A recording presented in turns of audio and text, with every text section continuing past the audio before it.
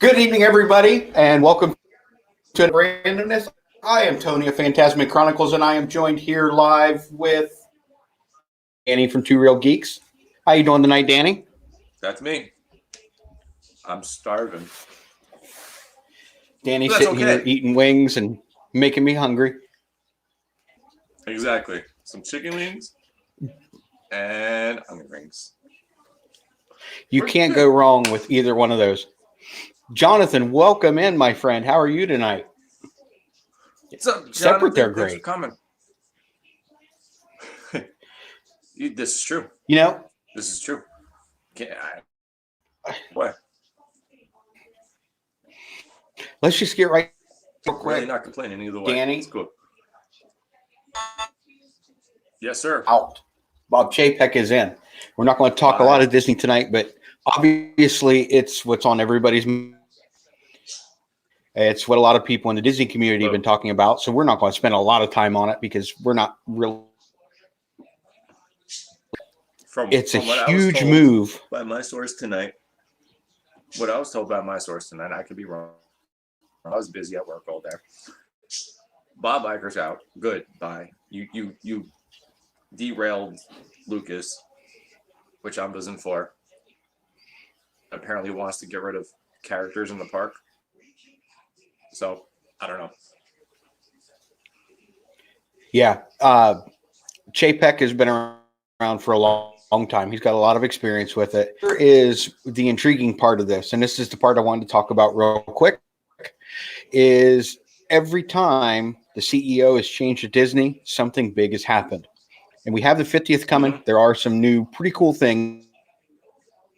It'll be a pretty awesome ride. I think you may disagree, but I think it looks like it's going to be a phenomenal ride. But when Eisner took over, too late. Eisner out and tried to overly grow Disney, but he tried to really change the industry with Disney at that time. Eisner came in and he changed everything and he grew everything. Now Chapek's going to come in. What's going to be his big thing? Is it going to be that fifth park that they so desperately need right now? No.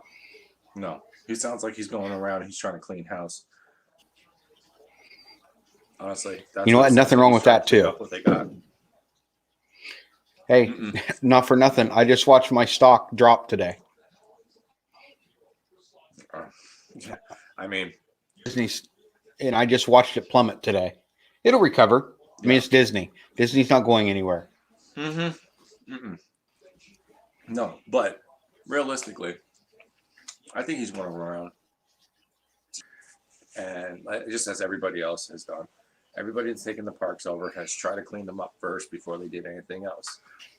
You know, you don't just put it over and go in blind and be like, okay, let's just do this because this is what I want to do. No, you clean it up. Okay, let's get the budget for what I want to do. And the way he's doing it, get rid of the characters and stuff. You know, all of our little furry friends around the park just gonna go away.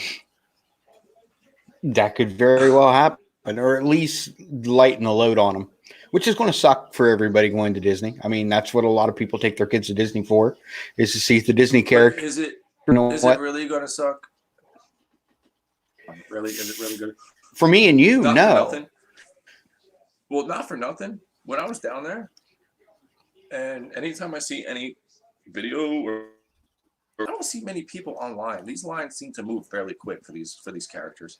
Not like they used to be.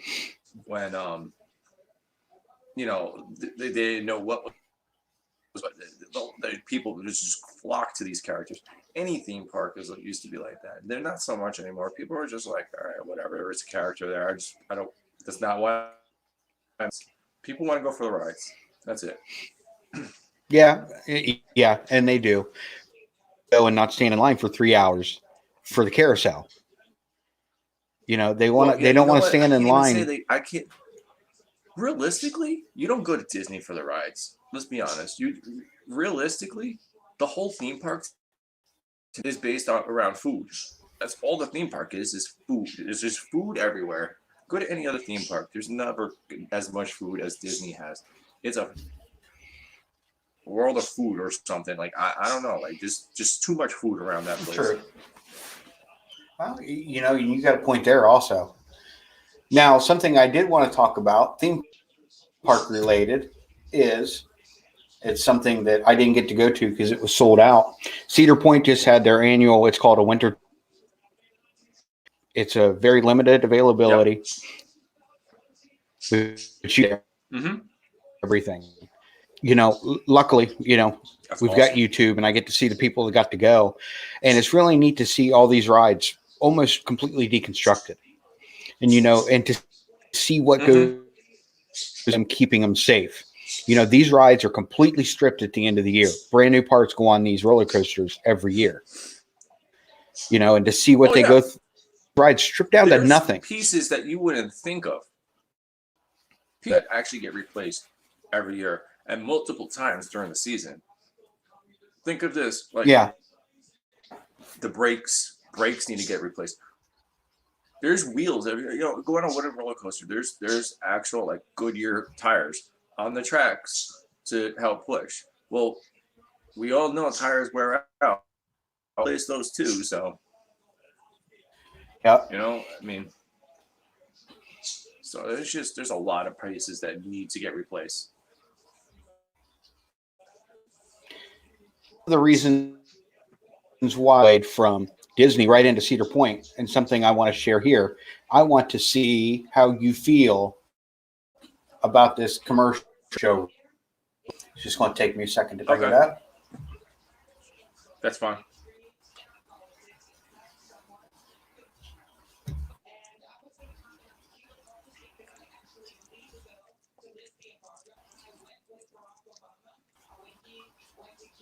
Was it for the 100th?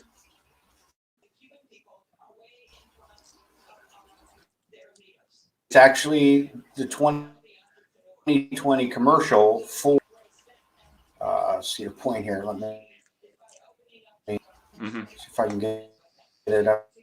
Come on.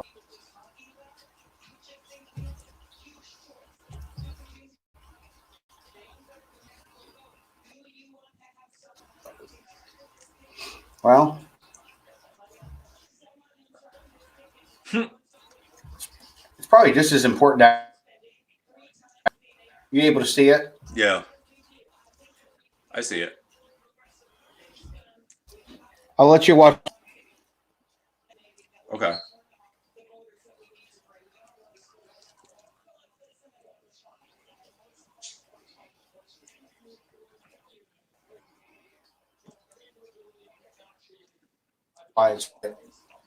You know how that goes sometimes. Probably because we're on Streamlabs. Now, anyways, it's fine. What did you? What? Yeah. Well, no. What did you feel honestly, when you watched that?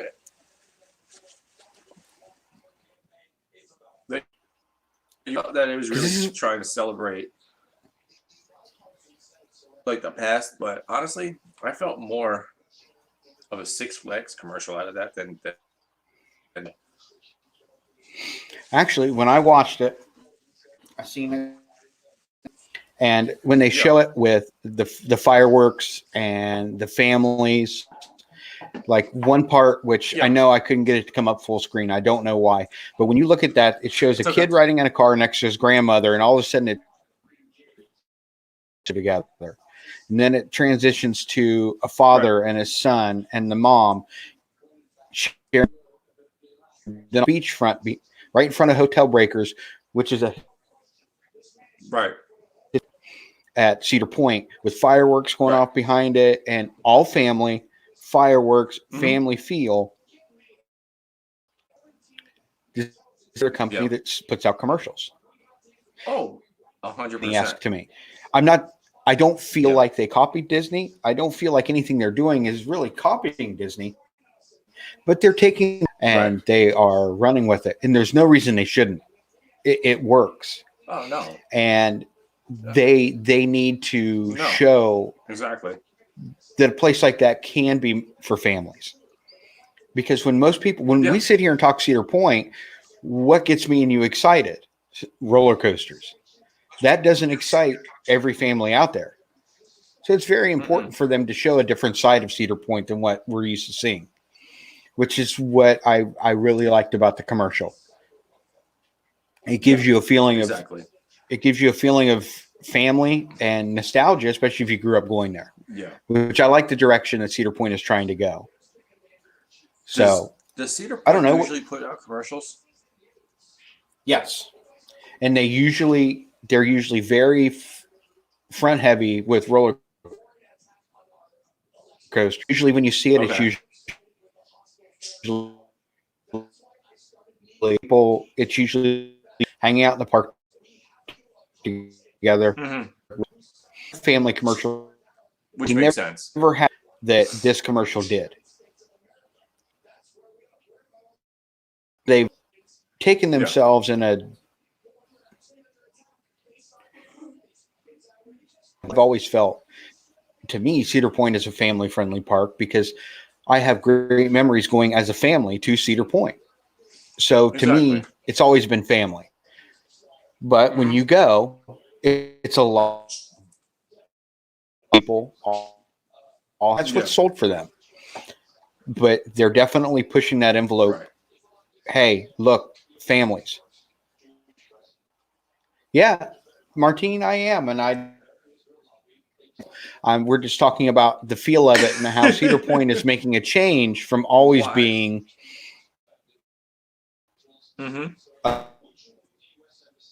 themselves as a family-friendly park, which is what they've needed to do for a long time. Why is she saying it was a stupid commercial? Oh, I don't know. I don't think she means it. She means stupid commercial, but I brought it up to her when I seen it. Watching it and talking about it because I know how it is because I'm the same way. So Yeah. Well, I was they used to show in the 80s, and they used to show it around like the beginning of September, because the park always closed. Labor Day was the last weekend. So the beginning of September, this commercial would start playing where they would show someone going down the hill and it was snow covered. Yeah. And then they would go to upside down through. So, and it goes over, there's the main midway goes and then it splits and it goes underneath of both corkscrews. So you got the corkscrew goes over top of people, nice and warm, then all of a sudden covered in snow. So that's cool. I like that. I'm going every year. So that it always made me sad when I started seeing that commercial because I knew winter was here. Right. Or yeah. It's like when and that I was not going to commercial. So I'm like, no. I'm like, yes, for Fright Fest, but no. It's the end of the year. Yeah. Well, you guys have what till the beginning of January? When's first weekend in January. Yeah, for holiday. Okay. Holiday in the Park is first weekend in January when it closes. Yeah. Yeah, our last weekend now is the weekend of Halloween. Whatever Halloween, that's the last weekend. So, and it used to be Labor Day was the last weekend up there. So yeah. It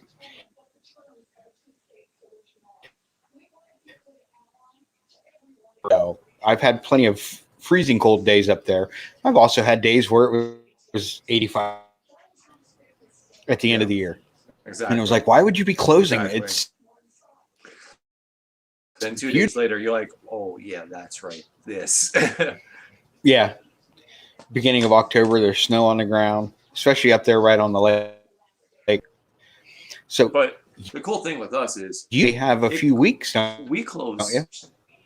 We close the first weekend in January.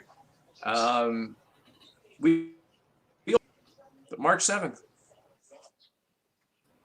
Wow. Yeah. March 2 months 7th before we open up. So you guys have it made.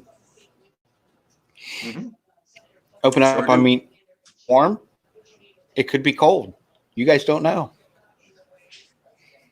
It don't matter. I mean, it's been that kind of a. I'm like, let's go. Come on. Yeah. Scratching at the door. I'm like, all right, let's go. But, You know, that's a quick turnaround to get something like this whole set up. Is that what the name of it? Gotham Park. That's a really quick yeah, the whole turnaround Gotham to be able to City get something area. like that up. So Yeah, to get. I'm really thinking it's going to be open for opening day. It's probably going to be Memorial Day weekend. I'm going back on record from when we opened up Pandemonium. Pandemonium, they had the spot fenced off. It was fenced off and all that, and they really didn't do anything back there. We were there one weekend, and we saw some motion back there. We're like, oh, okay. The next weekend we came back. All of a sudden, it was up in the air, and we're like, wow, that was quick. They put it up overnight, basically, this ride, and the following weekend it was up and running. So we're like, all right. Well, that kind of. So that's why I'm thinking. That kind of. Yeah. Got to kind of freak you out a little bit too. The ride also had problems all season too, so it's like, do I really want to go on that? I saw how quick that thing went up, so I'm like, went on an opening day, and that was kind of went up like a county. Exactly what it reminded us of, yeah. But there's two coasters that they're retracking this year too, and when they do the work on the retrack and stuff like that, they usually don't rush that. I don't know if anything's getting painted this year or not. I don't think so, which I'm kind of upset about because our Goliath is in desperate need of a paint job. But when they repainted the Scorcher opened up at least like 3-4 weeks after park opened. So, but okay. Now it is what it is. So when a roller coaster goes up down to Six Flags, I'm sure that you guys see a lot of that construction actually go on. Well, see it, but you get things. You're actually seeing stuff go up as the year progresses, because like Cedar will have an area out, and there may be stuff going on ground level, but everything goes up over the winter. Right here, we're putting this stuff up winter time on the lakefront. So it's I give them credit. So well, that's like the Jersey Devil also is in Jersey, it's just cold in Jersey, most of the time. Granted, you guys had a pretty mild winter this year, but Jersey's the same way. It's all put up. The tracking is done during the winter because you have to get these 18-wheelers into the park and get the track to where it's going. Yep. So. And especially with what's I'm trying to remember with Cedar Point, there's minimal room to bring trucks in. So they were probably bringing these trucks through the park up and down on the midway. There's no way to really. What they're doing is putting them in the midway, and then they probably have crane moving these pieces around. Yeah, because the road goes all the way back around behind the park. So if you're building something, any part of the park along the lakefront, which Wicked Twister wasn't hard to do, and they moved the huge Ferris wheel,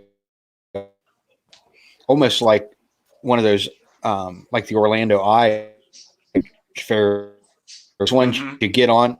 Yeah, we have one here. Once and you're back off because it takes so long to get around. Right. So this week, and the landmark status is on coasters. Yeah. I did finally go back to find out Magnum X is the first one to be landmarked, which to me is amazing. It's for the history they have for roller coasters. To be the only landmark coaster they have, to me, is. I was just gonna say is how do they only have one landmark coaster in that park? I would think something. I mean, every roller coaster they have that's still active outside of the Blue Streak has set at least one world record. Like the Steel Vengeance when they opened it up, I just took a look and read. I think team went up. That's insane. To take an existing roller coaster. What actually qualifies these? What qualifies them as coaster though? Well, see that I've not really taken a look. You're I have to look into.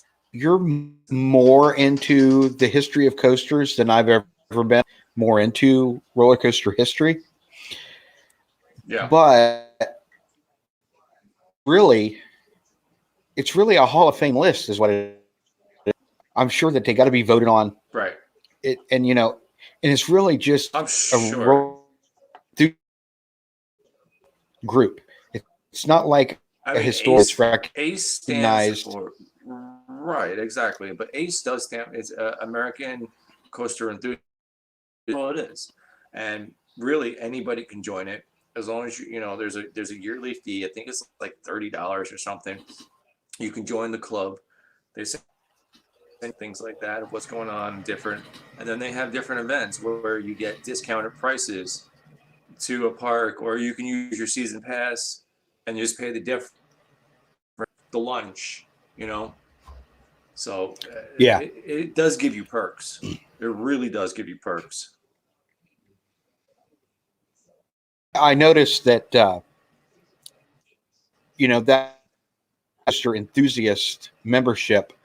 I remember growing up, certain times at Cedar Point, early closures at the park, where the only people in the park were the UK had a big group in the UK specifically, every roller coaster. Yep. And if you were not a member, you knew going in at 17th,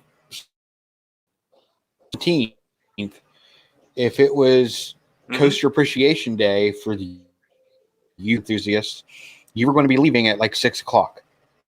You knew you weren't getting that 10 o'clock night. Here's because they were kicking you out. The cool thing though is the UK groups and stuff like that here, they'll team up with ACE.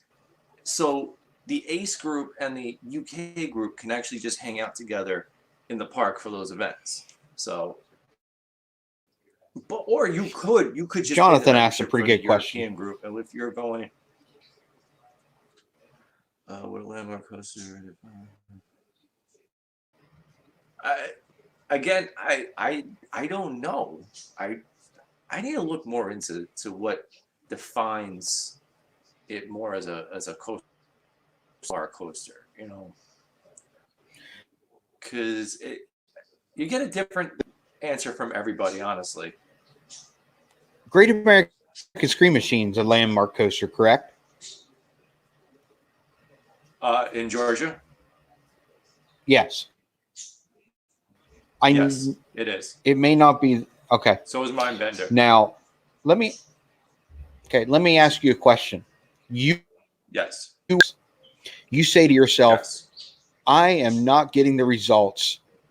Ride time compared to downtime compared to people in the park to keep it worth putting all the maintenance into. I'm tearing this coaster down. Ace steps in and says, we've named this a landmark coaster. Now, Six Flags is $1 billion corporation. Ace goes to them and says, you're not tearing this down. Yes, you own. Okay. And they say, you're not tearing that down. What my answer is going to be. Yeah. I am. They can chain themselves if they want. but they're when the wrecking ball goes through it. If I want that coaster down, it's coming down. Yeah. I mean, marked a coaster at a defunct park in Ohio. It was called Geog. Six Flags bought it. Six Flags kept it open. And when it finally, it's now been completely torn down and removed. If Ace has this much keep a roller coaster, why didn't they go to other parks? What would it take to get you guys to bring this in? How much would we need to put in that we've said is a landmark coaster? So really, it's just a Hall of Fame list. So that's all it is. Like the New Orleans in the Six Flags New Orleans. You know how they closed down because of the hurricane and all that. Yeah, it got flooded and all that. Well, sure was a landmark coaster, but you don't see that on any list anymore. It's like that coaster doesn't even exist. So that whole now it makes me wonder why they would remove it. Landmark status, that park, and really nobody can touch that land because it's like Six Flags stuff on the land, but the city and the state down there own the property. It's a whole weird thing down there. Really weird. Yeah, it's kind of weird. And I wonder, because people love to go into these abandoned parks. I wonder out there how many people have went out and taken video. Now that you said it, it's something I need. Oh, I have, and there's some really cool videos from that park.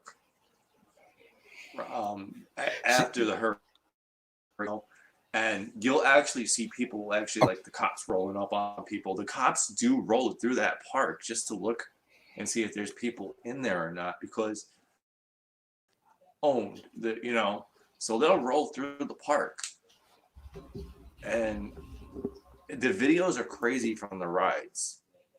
Like, wow, like how things are just so ran down. Like, you can see how much damage this storm did to that park.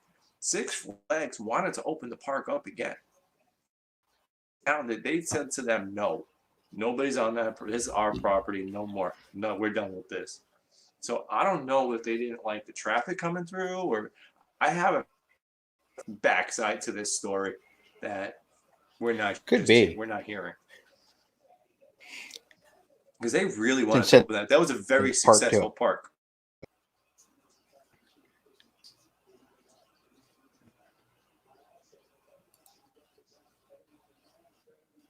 Okay.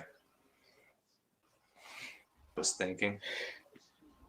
That's kind of what I was thinking. When you look at their list and you hear the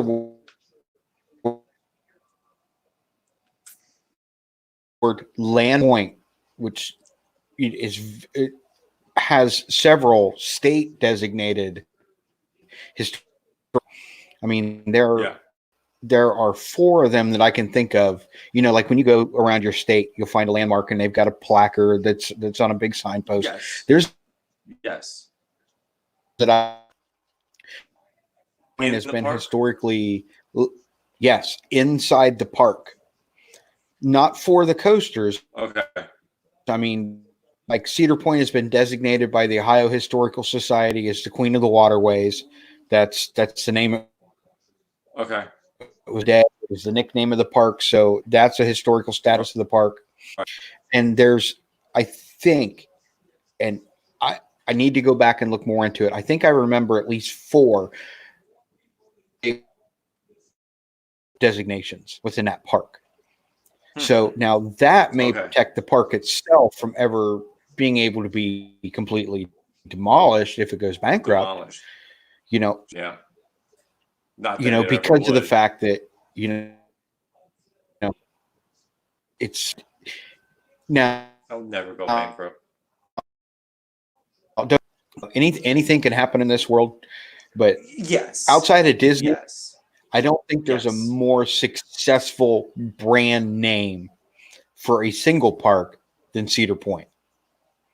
You know, there's Cedar Fair Company, there's Six Flags. The Six Flags is more than just the name. Six Flags is all over. But when you hear you go to Santa Fe, New Mexico, and you say the name.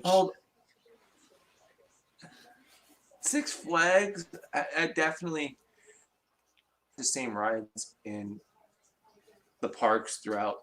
But realistically, let's look. Cedar Fair does too now.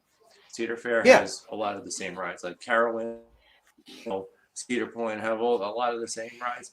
Six Flags is doing the same thing, but realistically, I really see the Six Flags parks as stand because they're themed differently. There's different lands. You know what I mean? It's just this one has a parade. This one doesn't. This one has the dolphin shows over here. It's they're definitely standalone parks, but they are together. You know, just as Cedar Fair does it the same way too as I do. So, but yeah, I get what you mean. Like Cedar Fair at Six Flags lets the parks stand alone. Six Flags is like, no, that's art. It's Six Flags this, but you're us. Six Flags that. Yeah. You know, Knott's Berry Farm. I don't care where you live in the United States. Everybody's heard of Knott's Berry Farm. Cedar Fair could have walked in and says, nope, this is going to be Knott's Berry Farm presented by Cedar Fair Properties. They didn't do that. They said, you're still Knott's Berry Farm. Clearly. Right. They could have just said, you're add Cedar Fair to your name here. Oh, King's Dominion, add Cedar Fair to your Carowinds, Cedar Fair, Carowinds, Cedar Fair, Cedar Point, Cedar Fair, Knoxbury. They could have definitely done that, But like you said, they did not do that. Yeah, absolutely. So, but realistically, the Six Flags parks, though, you really could Six Flags name away from the parks because let's look at my park, okay? Six Flags over Georgia. You take the same over Georgia. I mean, what are you talking about? Over Georgia, what? Like, what are you going to rename it? Yeah, you're absolutely right. I mean, it's one of those things that they have to. It's one of those things too. Is you ask people what name a theme park, they're going, oh, Six Flags. First thing that pops in their head. First thing all the time is Six Flags, then Disney. Yeah. Six Flags is an iconic name. I mean, you can't go anywhere in the United States without being probably about from a Six Flags. Six Flags has how many parks? Mm-hmm. I don't know. So many. If you know. But Cedar Fair has grown themselves to the same way. Find out. Cedar Fair. This way. I have one in Michigan, and of course I have two in Ohio. So I got two in Ohio, and I got one in Virginia, and I got one in Canada. I'm going off of this. This is the Six Flags app, okay? I'll go list. I'll go Arizona has Six Flags Hurricane Harbor in Phoenix, in Glendale, Arizona. California. That's just a water park, I believe. Yes. Hurricane Harbor is just a water park. So go to California now. We got Magic Mountain. We got Hurricane Harbor, Los Angeles, Discovery Kingdom, which is an animal park, and another Hurricane Harbor in Concord. Then we got Georgia, which is Six Flags, which has Hurricane Harbor within the park, but then we also have our own standalone water park called Whitewater, which is our water park videos that we have done. Illinois, Six Flags Great America, and then Magic Waters is a Six Flags park. So, which means is what they took that park over from previous owners. Six Flags New England up in Massachusetts. Maryland Six Flags America, one of the worst Six Flags you can go to, but I want to get to. Missouri has Six Flags St. Louis. Jersey, obviously, we have Great Adventures, Six Flags Great Adventures, and Six Flags Hurricane Harbor, which is on the same property but two different parks. Yes. In New York, we have the Great Escape, which is a Six Flags that they took over, which is not an original Six Flags park. And then another one that they took over, but they slapped the Six Flags onto, so it's a Six Flags park now, Darien Lake, which these are actually not that far from each other. Okay. Oklahoma Six Flag, you have Frontier City, which they took over, and they also have Whitewater Bay Flags Water Park. Texas, you have Six Flags Over Texas, Six Flags Fiesta Texas. You have Six Flags Hurricane Harbor, which is connected to Over Texas. And you also have Six Flags Hurricane Harbor, which is another area where all it's probably connected to San Antonio. Then you have Quebec. You have La Ronde. It's a Six Flags park up in Montreal. Okay. Then you have Six Mexico and Six Flags Hurricane Harbor there in Mexico also. Just don't drink the water. It's international. Yeah, well, that's kind of hard when you're in the water. I mean, really. You don't want to drink the water in any theme park. I mean, really.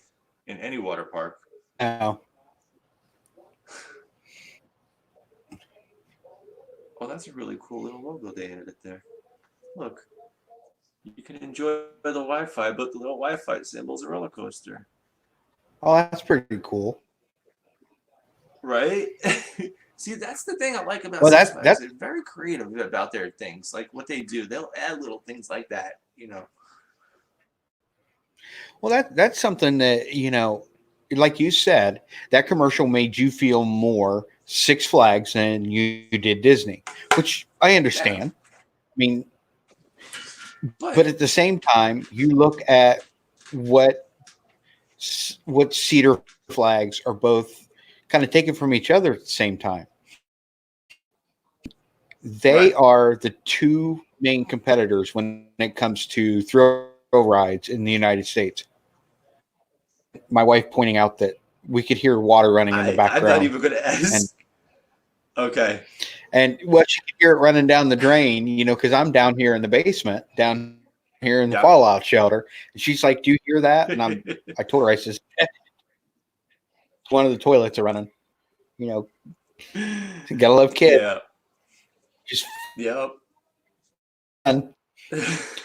You can't guarantee it actually flushed. You can't guarantee that they didn't jam it up, but at least they tried. Exactly. But honestly, like, you are seen within a Six Flags commercial recently? No, I never see Six Flags commercials. Okay, so you're not close enough to a Six Flags then. No.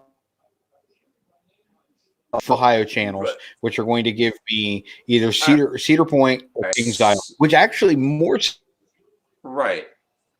I don't.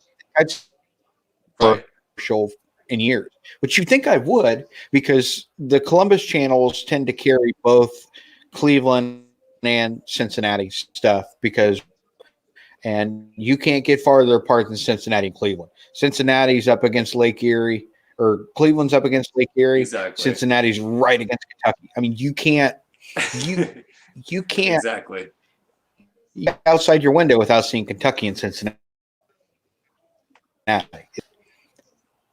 So, we get an equal amount of stuff from both. Well, my point is, though, with no matter what your Six Flags is having or what they're adding into the park, right? You don't Yeah. really see them advertise ride on their commercials. I kind of like that. Like Okay. they'll mention it really quick, but they're not going to sit there about the ride. You know what I mean? Their Yeah. commercials are more internet based commercials. Like you sit there, you'll see the Facebooks pop up, things like that. I get it. That's cool. So like I like what they're doing with that. Their commercials on TV, they're like, oh, Six Flags days, March 7th, come get your season pass. Boom, done. Okay, cool. You kind of left me like wanting more. Like I gotta get to Six Flags. Yeah. Season pass, something at Cedar Point had to advertise this year. Put out a massive internet campaign, putting Yeah. or talking about these new gold passes. First time Cedar Point's ever had a gold pass for 9. And they extended it Yeah. all the way to the end of the year. And if you bought it in September when it first came out, you got the rest of 2019 to go along with it. So all these people, you had people with 2020 season passes all coming to Halloween Right. weekends, which it was a record Halloween weekend year for Cedar Point. They actually hit capacity because of those passes. on the last weekend. Yeah. Yeah, because The of last those weekend hit passes, capacity. And it's the first time I've ever heard of Cedar Point actually hitting capacity. I'm sure it has, but That's this awesome. made news because they actually had to close down the causeway because they had so much traffic. And they were so close to capacity at the time. They had people sitting on the causeway over top of Lake Erie because they weren't letting anybody else through. Wow. They weren't even allowing them into the parking lot. Wow. And I mean, it was a big Wow. problem. And where it opens up, they were turning them around and sending them back. Yeah, that's crazy. Yeah, That's good for them, yeah, though. they That's great. yeah, That's really great. like But Cedar Point's doing this year is, they are going to have more fireworks. Which I mean, who doesn't love fireworks? I mean, yeah, there's nothing pyrotechnics, but they. yeah. I mean, I mean, whatever. but in Yeah. on their where they used to have Hey, an Noah, IMAX. what's up, buddy? Hey Noah, welcome in, buddy. But they used to That show came right IMAX in. films of Okay. yeah, and what happened is they took that out and they added some new stuff in, and they have some evening shows, and they're Yeah. applications from local bands, local to the state of Ohio, Oh, cool. and you audition. If they Yeah. like your stuff, you will come in and you will Yeah. get to perform at Cedar Point. Awesome. Hey, Mike, what's going on? It's one of those things that they are What's up, Mike? giving opportunities on, which I think is awesome. You've got you're an up and coming Definitely. band. You've tried to make it, and now you're playing in front of people that are from states away. People coming in, spending the weekend that probably never hear Yeah. your stuff. Next Exactly. thing, it's somewhere, Exactly. and it does. You don't have to pay for this. Cedar Point is bringing you in, setting you up, and in a huge Oh yeah. Well, Six Flags does that too, though. Like they do it here in Georgia. Is they have different local bands that'll come in and play and stuff like that. Different genres of music, nothing specific, and make sure they'll tell you, hey, look, keep it clean, and things like that. But I know there's a screening process for them too. I mean, I've also heard some really, really of some of these bands, and I'm like, how did you get into this? Like they put all their all Well, into and the you know, audition, and then all they wanted to do was get into the park for free. It's like, whatever. that's one of the amazing things too is, you know, how did someone say, you know what, when they auditioned, they may have sounded great, but I mean, Exactly. let's face it, you're an up and coming band, and you've been basically opening up for talent 20 years past their prime just by selling tickets to the little club. You know, I've got friends in bands that do Exactly. it. They play this little place in Columbus. You know what? Hey, you can Hmm. open up for Opeth. You just got to sell. Thanks, Noah. You know, Yes, for that's but awesome. you got to sell. You got to sell 100 tickets. Yeah, You could. Hey, Jen but you better tickets and okay, and you know exactly. what, and then Put the so they're work for playing. it makes it worth it. Yeah, but are their point where this place has 30,000 people in the park and On a bad day. 2,000 concourse to check out. There's a little nerves that go into that, Yep. and Oh I'm yeah. sure you've had a I'm sure you've had a few vocalists that have with large crowds. It's easy Oh to yeah. do. You know, Yeah. people think that the guy Definitely. singing up front always got to do is sing. He's got a lot on his No. shoulders too. Yeah. Exactly. Exactly. But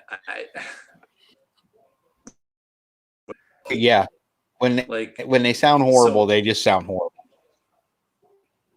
so apparently, from what I hear, is has it for at least for me to say is on my end that Six Flags for next year isn't doing anything in any of their parks. What they want to focus on for 2021 is more of special events and things like that, or in park promotions to try to suck people in that way instead of saying we have a new ride, you know. And we all knew was definitely going to be the drop year for these theme parks because look at how many rides we got coming out from people. But honestly, I'd rather see Six Flags do that. I'd rather see them put into having us like special events that last a couple weekends in the park, you know? Yeah. Now, Jonathan, I'm going quick. I think that someone is just grasping at a room, a small rumor, because Cedar Fair turned down That's not true. Six Flags to be bought out. Because I read, I'm reading this The here. offer, the Flags did offer offer to buy Cedar Fair. happened. No, because the president from Six Flags came out and said, we never made this offer. We like our friendly, working, competitive relationship with Cedar Fair. Like, would we like to have some of their properties? Yes, we would, but we're not doing that. We didn't put an offer in. We're doing well. Thank you. So I don't know. it Cedar never Fair even said really something happened. different, though. Cedar Fair is claiming they did. It really?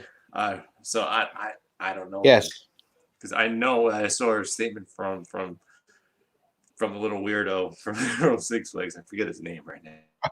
So weird looking. I've never He's seen their funny though. CEO, Go on, look for but it's the new release ride, the new year for the video for that, or even last year's. Oh my gosh, he's so weird. He's so funny though. Like he's just, I can't.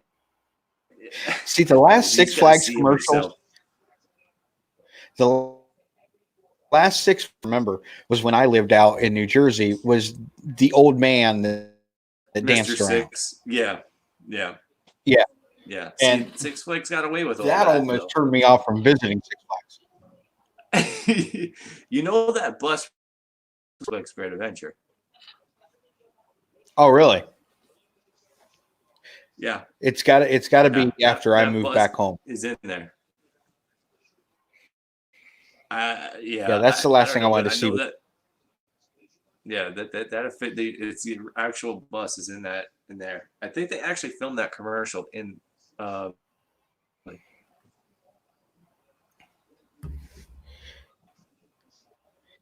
Yeah, it's very. It's.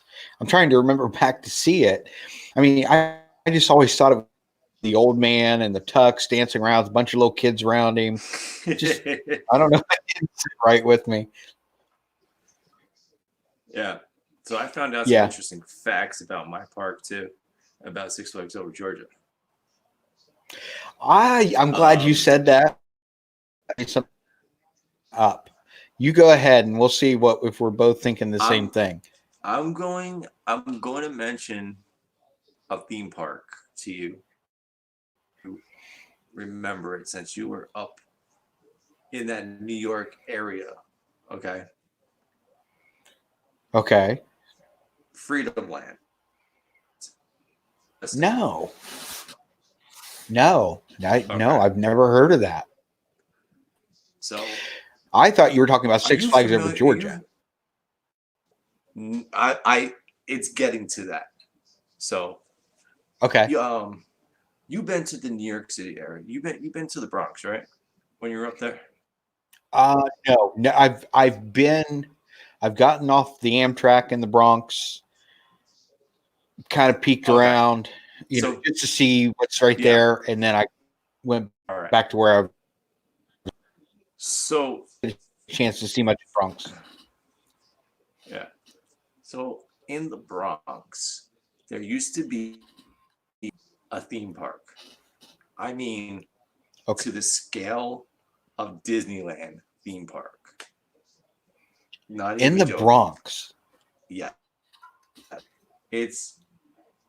I'm trying to get more information. I'm trying to get more. Like I'm trying to get photos and things. I'm trying to do something with it. So trying to give away too much on it, but I'll tell you Okay. like the background of it. Um, so basically, there was there the guy. I forget his Okay. name right now. I forget his name, but the guy that helped design Disneyland this park as So it was one of the Disneyland original competition. nine old men. Yeah, like this was Okay. one of the guys that yeah, this is good that all like, but he basically modeled it after Disneyland and put it in the Bronx. Now, originally the whole Play plan for this theme park. of. Wait, there's a reason why this park was there. I'll tell you. I'm getting into it. So, Okay. and this guy was obsessed. He wanted to make more of these theme parks. He was all about it. The city wasn't about it. The city wanted to put residential buildings in there to have more people stay in the city for taxes and all that kind of purposes. Yep. This park was built. The area was marked. The Okay.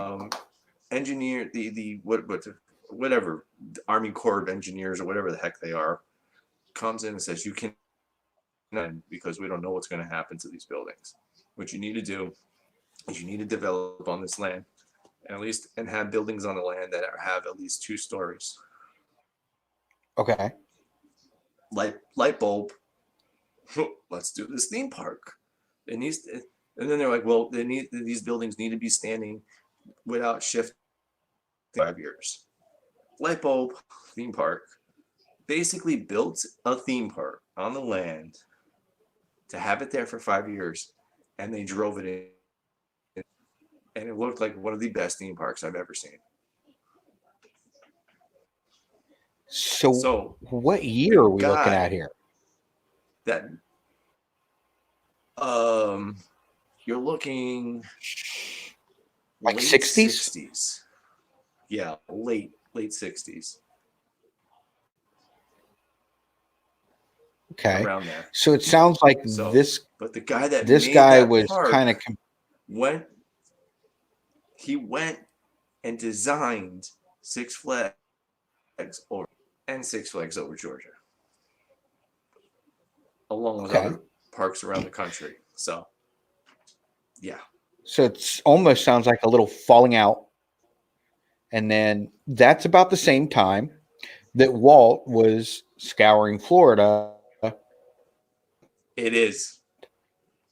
So That's that's a another thing too. Is they they wanted to take this whole park, lift it, and move it south, or open another.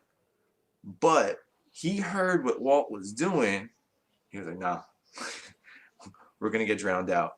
Because when Disney did that in Florida, there was a whole bunch. Florida was covered with little theme parks that nobody ever heard of. yeah. And they got drowned out. Oh, Disney hey, World drowned check them this. all out.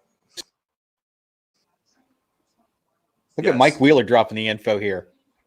Yes. Exactly. What about this?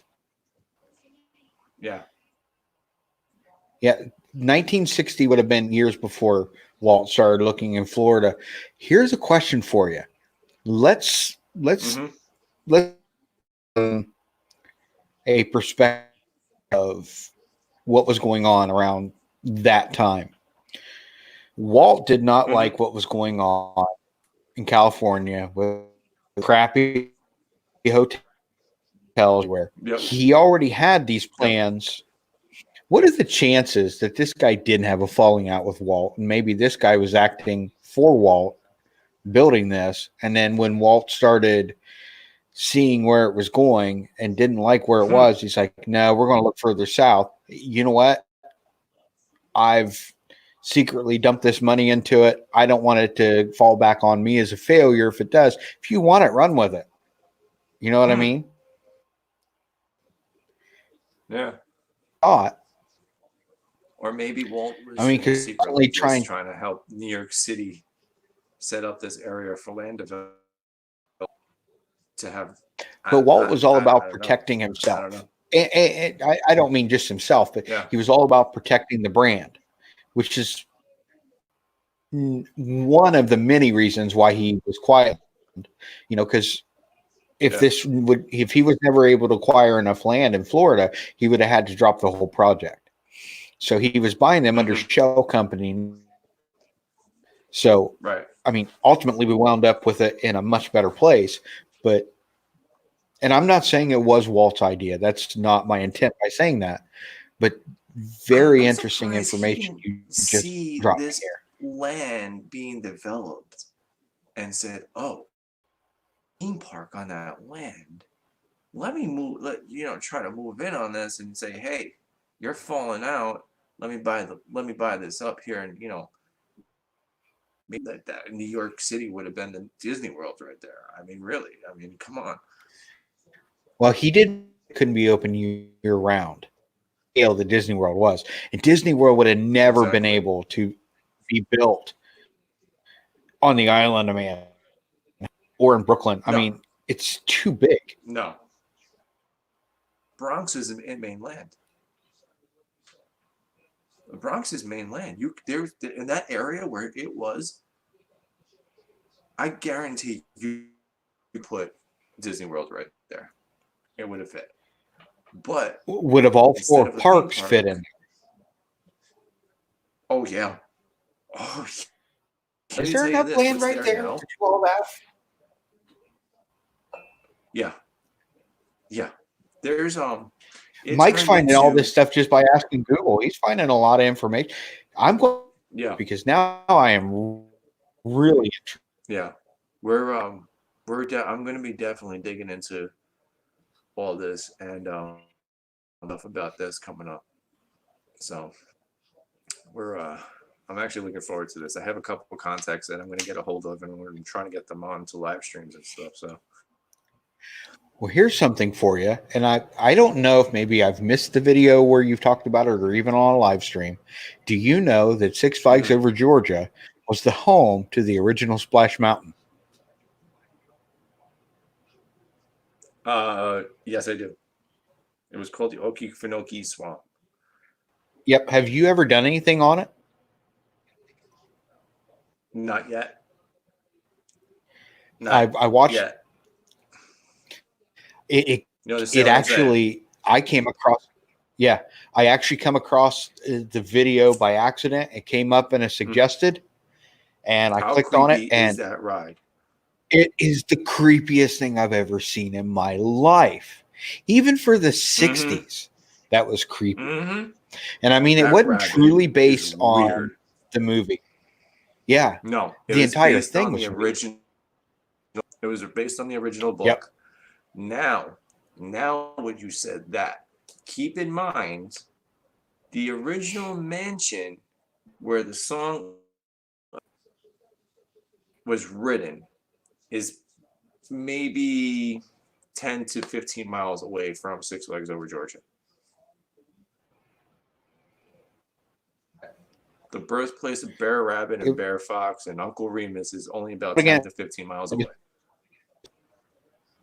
yeah. Okefenokee. It was. Yeah, Mike. There's no haunted house there. It's.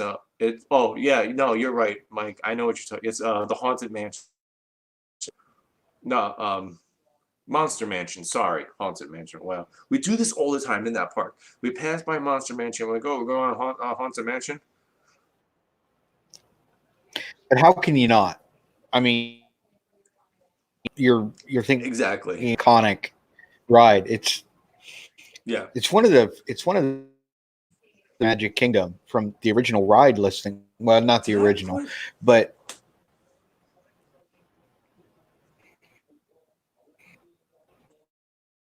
Monster Mansion POV out? I think I gotta check. I don't know. I forget if I did. if you, But I have not seen it, and I've seen a lot of your stuff it's it. Monster Mansion is in a couple of stuff our from back videos. before I knew you. Yeah. I'll have to go back and find it because I'd Geez, like to see we that. have we have like we have like 101 videos uploaded right now. Yeah, and I did go back. I did see your backdrop, your background, and I love it. Right? Great. Like I did that I need to do like at something like like what that. Jess and I did that like 1 o'clock in the morning. I'll tell you how. I'll walk you through it. So easy, trial and error, but yeah. Yeah,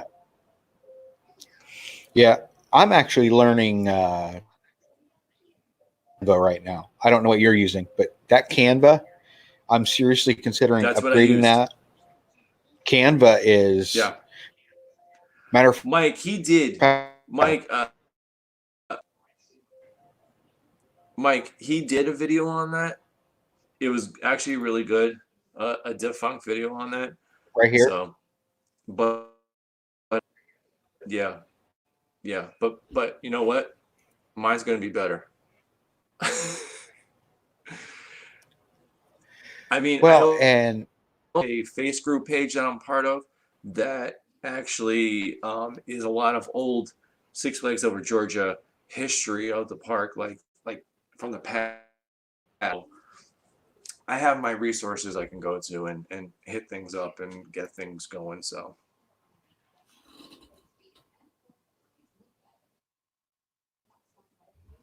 there's a lot of other things from that park too that I've been learning that I'm going to definitely be bringing in. So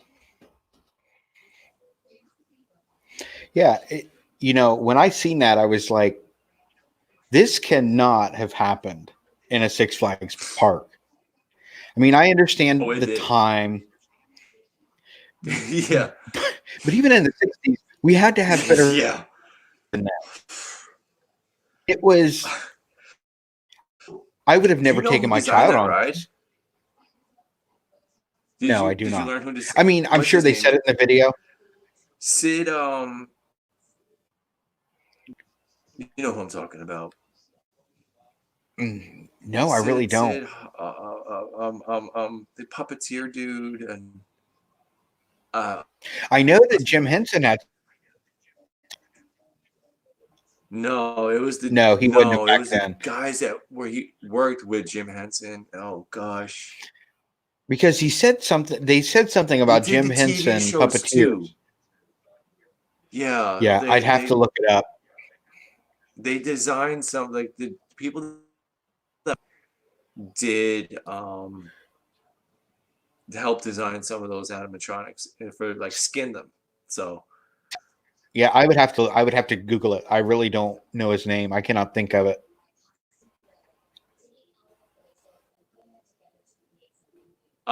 Mike, I actually am working on getting audio. Yes. So yes, I and I got it, Mike. I know you're picking on me. I get it. I appreciate it. Thanks, buddy. Now, now here's a question: did Six Yeah. Flags over Georgia? Do they have like a? Here's the best way I can describe it: because Cedar Point has like a town hall area where you can go back and see the history of what has came and went through. Because Cedar Um, Point, and they have a like a museum in the park. I yes and no. Um, they don't have Jonathan it on got display. No, not Frank Oz. Not a problem, Mike. No, not Frank Oz. Um, so when I went to the park, it was I think it was an anniversary year or something because I remember seeing like this giant like poster like rap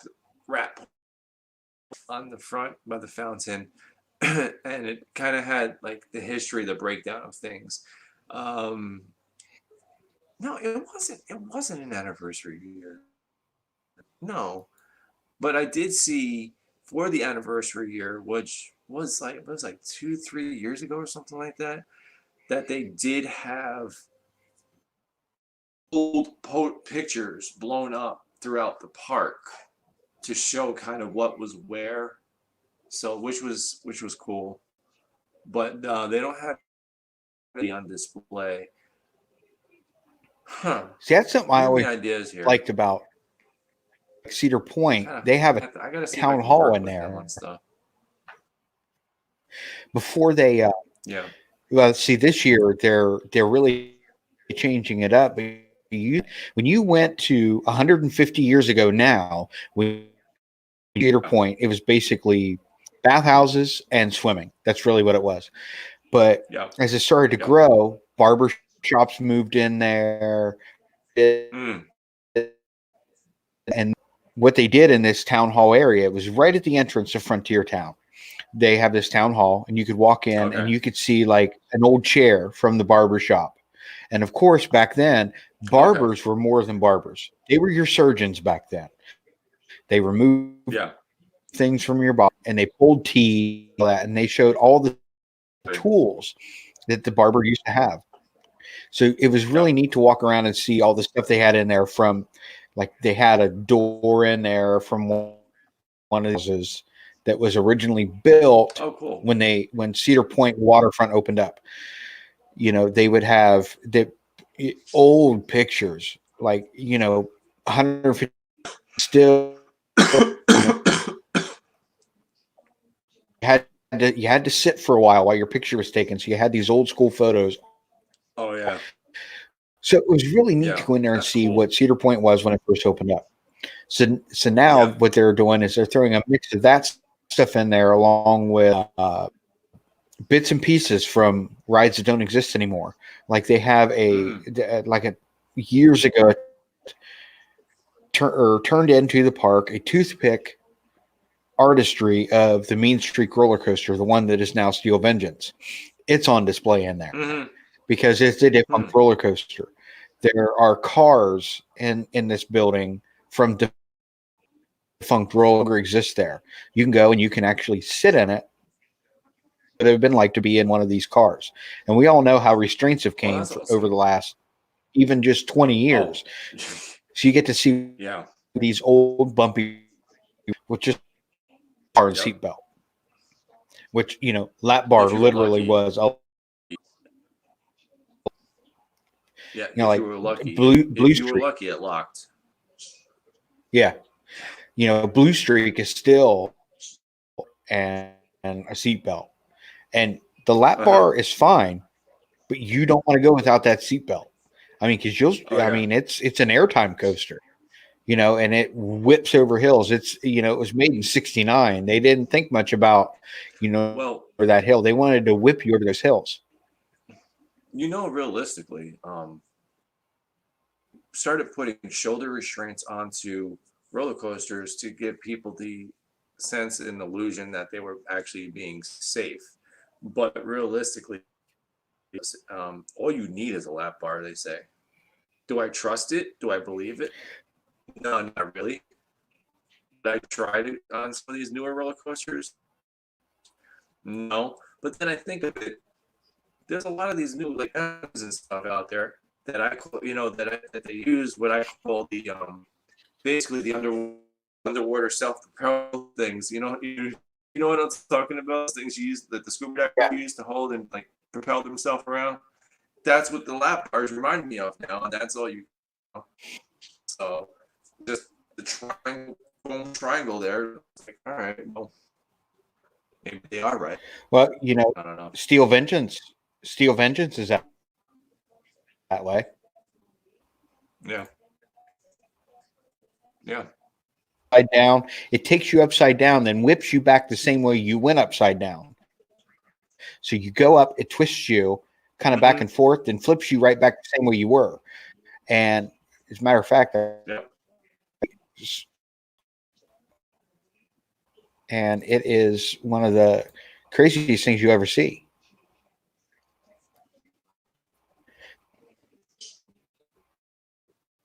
It right. Now the Yeah, yeah, line, you know, you yeah, got a thing for your feet. It goes over your feet, and it's got individual cover. You know, covers both legs. You know, old school lap bars just kind of come over and collapse over your legs. yeah. You That can, right there, but right. That right there is exactly what Twisted Cyclone is too. The same restraints, same car. you look at that, you shouldn't think it takes you upside down 4 different times. Yeah, So that's one of the newer converted ones, right? that's actually RMC's. That's what That's You know, Twisted Cyclone is the same way. That that's their trademark cars right there. Is like that because like I said, Twisted Cyclone is the same way, same setup. Their cars the same. Realistic. Think of this: you're on a wave turn going through Twisted Cyclone. So are you familiar with a wave turn is or no? say that jumpy right now. I don't know if your Wi-Fi is lagging or not, but you just got You're way pixelated in jumpy your. on your side, so I don't. It could be just the A stream wave itself. turn. Yeah, maybe. It's whatever. Are you familiar with a wave turn? That might be what this does. Go ahead. So you're coming in, right? And you're basically coming up, but as you're coming up, you're on your side and you're like riding the Okay. wave, and then you're coming straight in and out again. So you're here, and all of a sudden you're basically just head straight out, and Yeah, then you come back in. So that's kind of what Maverick does a lot. I did yeah, a Maverick, didn't I? And it does a lot of that. yeah. Millennium Force has that too, and Millennium Mm-hmm. Force is running like 93 miles an hour. Most of that ride Exactly. on Millennium Force is 72, Awesome. and that's Welcome going back, up. Mike. Hey, Mike, welcome Yeah. back. So you're going up some of those airtime hills at 70, you know, hitting the top of those hills, still doing 70 miles an hour and whips you Yeah. around, and it's got a wave turn to bring you around and back. And I mean, literally, you were almost on your side. And I You mean, know, it literally, it's a G force that, it's not hard to handle, but it's very weird because you are sideways right. and you're coming around so fast, and it brings you You around and know, straight it's down another big funny. hill. It's funny because last time, hey Pete, hey Ben, what's Ben, going on, welcome buddy? in, buddy. Last time I was leaving Six Flags, right? Yeah. And I'm like, okay, that ride only went like 50 miles an hour at the most, like 45 miles an hour at the most. I'm like, but then I look down and I'm driving home. I look down and I'm like doing 85. I'm going faster than I was on that coaster. I'm like, it's like that. That just makes you think, like, wow, these things really go that slow and pull that G, you know? Yeah.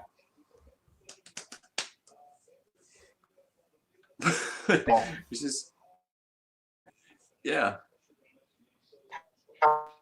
It doesn't fast. 35 miles an hour. Especially when you're on something like the Millennium Force, you're coming down and you're taking a 94-degree drop. Thing to begin with, it comes into itself. Yeah. You're hitting the bottom of that Yeah. hill at 93 miles an hour. And let me tell you, that is one roller coaster when you go down that hill. Best. It is Mm-hmm. that roller coaster there. And I've rode Top Thrill Dragster, which runs 120 miles an hour. It does not feel like Millennium does. I think it's because, and it luckily, it's one of those nice roller coasters that's got the quick run chain. Mike, I saw that and I want that donut so bad right now. Oh man, that thing looks Donut so good. fried chicken. I see. Oh yeah. Actually, I think this is a. I think look. This is what it is. Something. It's a donut, chicken patty, and then another whole donut, freshly baked at KFC, with all this fresh glaze on it, and it's just dripping glaze, but it looks so good. Did they not have that like a year ago? I'm pretty sure that they had that like last year. I'm pretty sure they did. No, they had that one where you had. They had the one where it had fried chicken was your bun. Do you recall that one? Yeah, I do. That was just weird. I mean, it was good. No, it was good though. Nothing like chicken. That's good. I mean, you can't beat that. And there's I take crap from my friends all the time because they're like we love our wings with a bone, and I'm like, well, I like that too, but you know what? I'll take the boneless wings too, because then I don't have to worry about the bone. I can just eat the whole damn thing. You saw what I was eating earlier. I was eating the whole thing. Worry about throwing away the bone or anything. Jonathan, it is so bad for you, but that is what makes it so good. Yeah, exactly. It's like discussing a world of good and evil without evil. You can't have good without bad either. Exactly. You know what's so bad for me? Probably there's no the things I eat at a theme park. If we didn't have bad foods to eat, would we understand what it was like to put healthy stuff in our body? We wouldn't understand what good it did for us to put healthy things in our body. I know it sounds like an excuse, but I'm going to stick with it. It's not. It's not an excuse. It's okay. I can't talk. I mean, you saw what I had before, so I'm good. And Mike, you're not sure if it's a breakfast item or not. It's not. Dinner item. Snack. KFC is really actually it's an actual sandwich on their menu that's it's not breakfast. It's You go there right now and you can get the sandwich. Here's something for you. The worst thing you Yeah. could possibly eat for you. I had one time, and I got told by a friend I used to work with, says, if you're ever at a fair and you find this, you got to eat it. It was deep fried. They take a stick of butter, they I flour don't it. like it. Yeah, yeah, It literally was yeah. I the don't best like it. tasting thing I've ever had in my life. Covered in powdered sugar. It was delicious. I It's proof mean, that you can deep fry deep anything fried in it. Oreos. Oh, you can. You can deep fry that. You can deep fry ice cream. I deep fried ice cream's good. The deep fried Oreos, I live for those. I live for them. There was that used to do them, so I used to get them all the time. Um, what else? I had a deep fried burger that was good. They had the burger. There was a giant donut burger thing that we used to do. That was awesome too. Um, yeah, like if it's fair food, I had One it. of the So yeah, one of the things that I can come home from Texas, deep fried butter. yeah.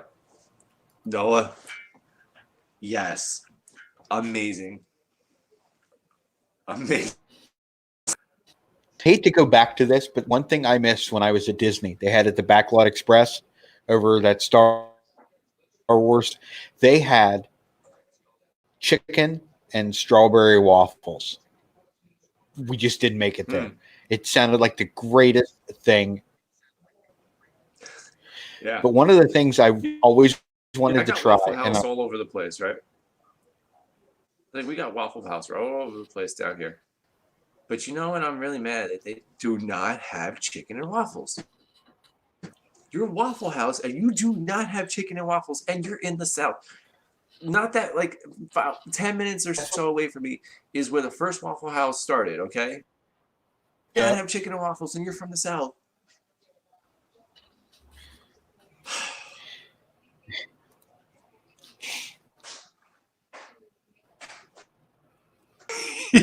You guys, that's okay, Tony. Jonathan. You explained how big that plate of wings and onion rings was. I mean, Yeah, I think he wiped the store out of wings and onion rings. He literally ate for a half an hour before we started. I think And I there was had to just be telling, 3 wings on that plate. and I'm a huge sauce guy because me and Danny were talking about it. Right now, I want some any kind of chicken fried, and I want habanero sauce for it, and I've got none. I need to make more. Matter of fact, my son comes Saturday morning. I think me and him are going to go get stuff and make some new sauces. There you go. There you go. I've still got some ghost Did you know peppers in the today was freezer too. National Pancake Day? Oh, Yeah, I don't mess with really? hot like that, man. I, Yeah, they were. They were. I don't. They were. I don't. I don't eat that hot either. Now my son can. I'll make a meatloaf and he'll pour some of this. Yeah. We made blueberry ghost pepper sauce. Okay. Now I'm telling you right now, I can eat some hot stuff, and this stuff here about lit me up. And the next day was just as bad. Oh, I can imagine.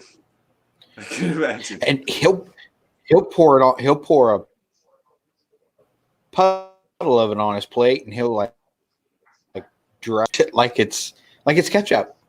It doesn't bother him. He doesn't sweat. His nose doesn't run.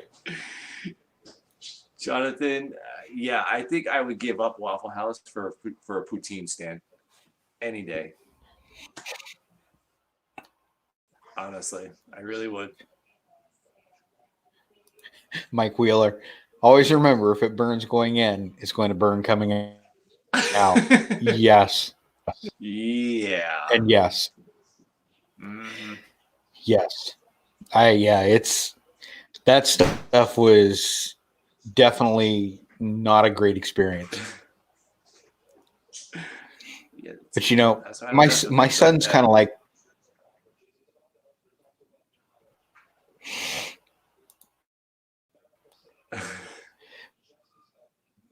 that we make it homemade, and we don't mess around. We throw a lot of seeds in because I hot sauce. If you have it hot like the pepper's supposed to be, if you can take ghost peppers and you can tame them down. You deseed, you devein, and I mean you can tame it down to a level of like a jalapeno or a habanero. You do it right, but make a ghost pepper sauce. Excuse me. It should be hot like a ghost pepper. I see these guys that make hot sauces and they're like, you got to remove the seed in it. Well, you know what? If you're doing that, you may as well. It's just one of those things. Yeah. I'm surprised you haven't, tried to get down to the Tabasco factory to take the tours and stuff from there. And how that, or how long it actually sits. Yep. Yeah. It's not as bad as seeing how that it reeks from the vinegar smell. Oh yeah. Yeah. I've watched a thing on what it takes to make Tabasco. The only thing that was harder to watch was how they make Worcestershire sauce. If you've never seen anything on how Worcestershire sauce is made, it is one of the most disgusting things you ever see. And I use Worcestershire on a lot of things, but it almost turned me off to using it. It actually ferments for years. Worst thing you can do is actually read the ingredients of some of your favorite things. Just don't do it. If you really like it, no. I read the Worcestershire sauce. Just enjoy it. Really? Yeah, exactly. That's like when Jess makes something. I don't ask what she puts in it.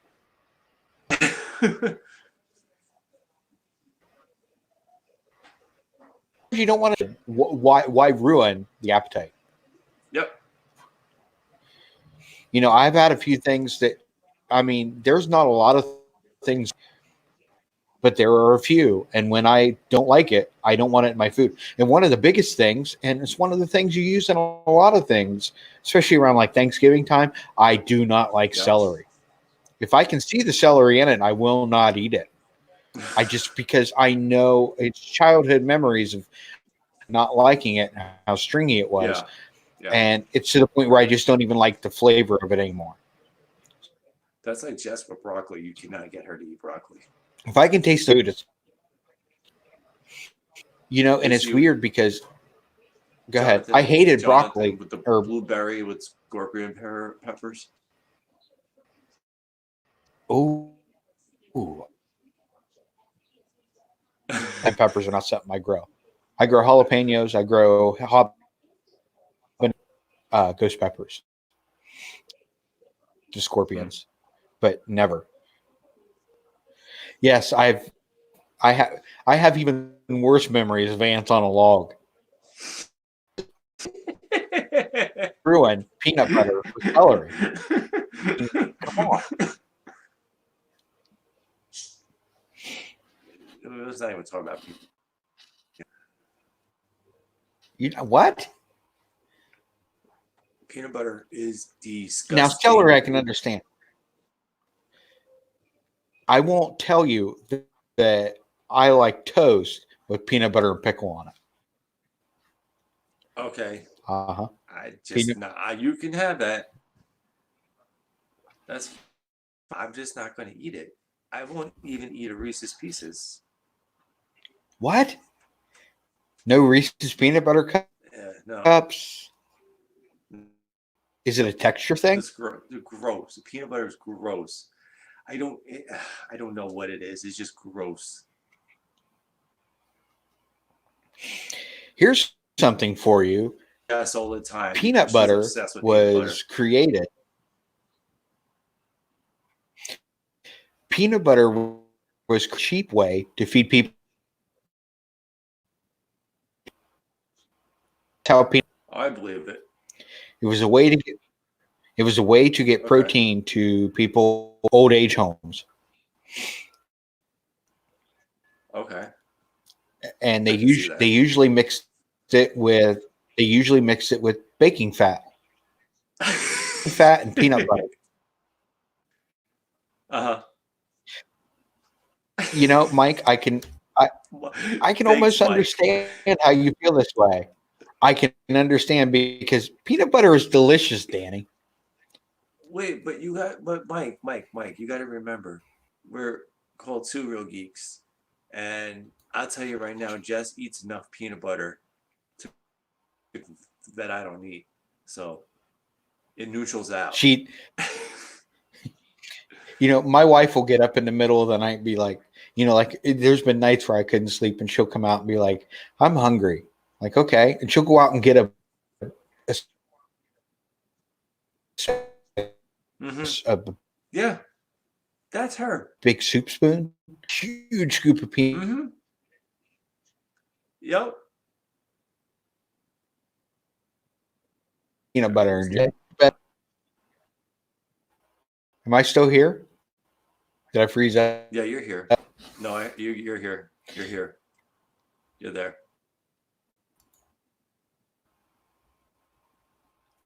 You know what? There's not many with you, Mike, but Danny is one of them that does not agree with you. Ugh. Yeah, no. No.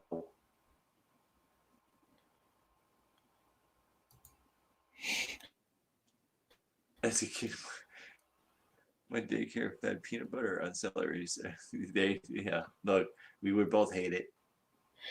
We would both hate Yeah, it. I would not be a happy camper.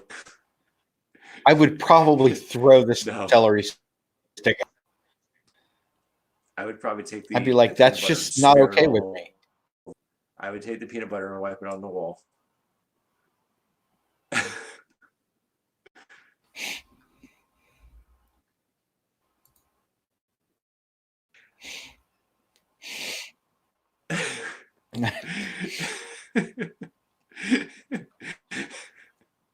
Yeah, yeah, it's all right, Mike. Oh my That's gosh. okay. Danny yelling at Jess earlier. No, jeez. I was not. I mean, come on. Come on. She even went out and bought you, found you a fishing reel, Danny. How can you like that? Why are we bringing this thing into this whole? You mean this one? I have it. Are you telling me that nobody were your birthday coming up? It's Georgia. Everybody fishes in Georgia. Yeah, I don't know. I may have to take up fishing. Well, too much more stuff you'll have to. Oh my gosh. Yeah. Yeah. I was expecting her to come with some kind of stick and like, here, put it on this. Like, oh, thanks. You get a line and I'll get a She would pull, do that honey. too. Yeah. Not at all. You see I'm Danny trying down to to figure local out fishing hole. how. Yeah, right. I'm trying to figure out. The dog got a hold of it or something, or one of the cats, because line goes is not there. It's Uh-huh. all in the back of it. It. I don't. Whatever. Leia's Pay for looking it. I out for don't you. care. She's trying to make sure you don't have to It is go fishing. exactly what it is.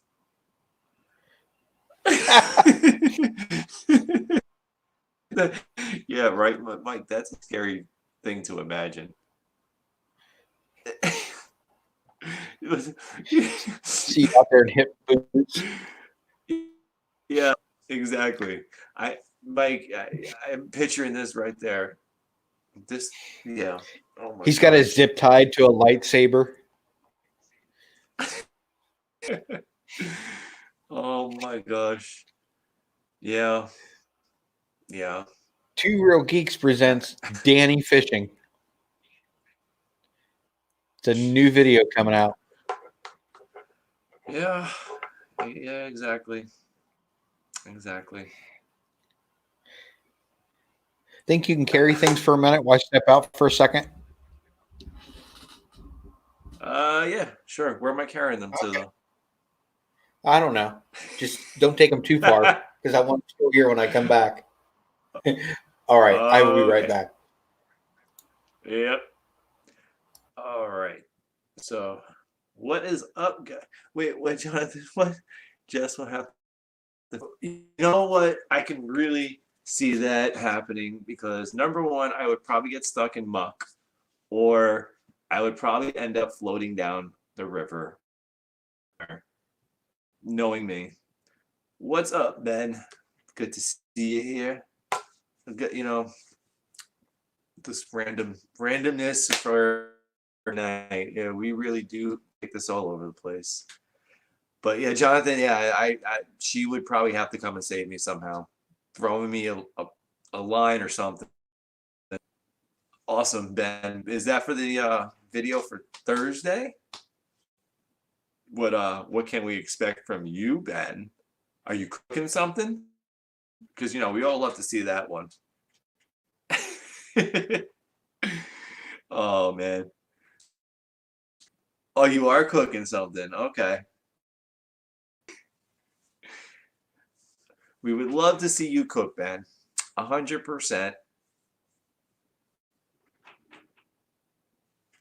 That's awesome. Awesome. We can't wait to see that. Wait, hope everyone has a crash helmet on because Danny's carrying a. Mike, it's not that bad. I mean, really, Mike, that photo you put up the other day, that was hilarious.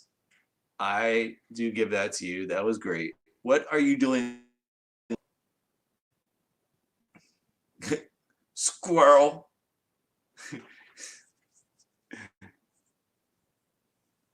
Oh, see, at least Ben loves you. He don't love much people. I know he don't love me because I give him so much going on there. So it is hilarious. This is funny as all heck right now.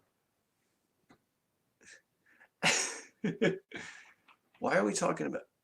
Oh, cookie. Oh yeah. I know talking about cookies there. Hmm. What are you cooking? A All right. Lotso burger, Ben? Welcome back. Lotso burger. I am going to have to make that bacon jam, You know, dude. That stuff was you, fun. oh my gosh, is out of this world. You need it. You really do need it.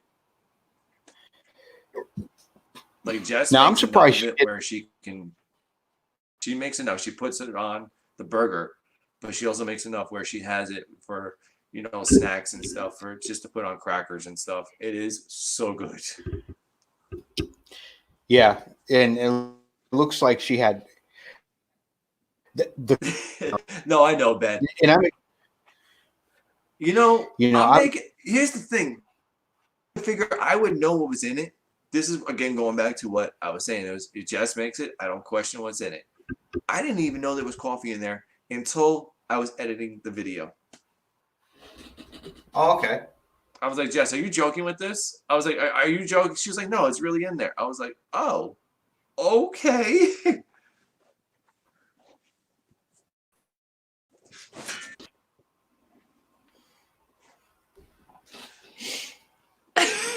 Yeah. Guys, I do have to say we're sorry because about not being honest, but I've been working like 10 days straight right now as of today. So tomorrow, I actually have a day off tomorrow. Thank goodness. I've Far off. We just been, probably wouldn't be streaming tonight. huh?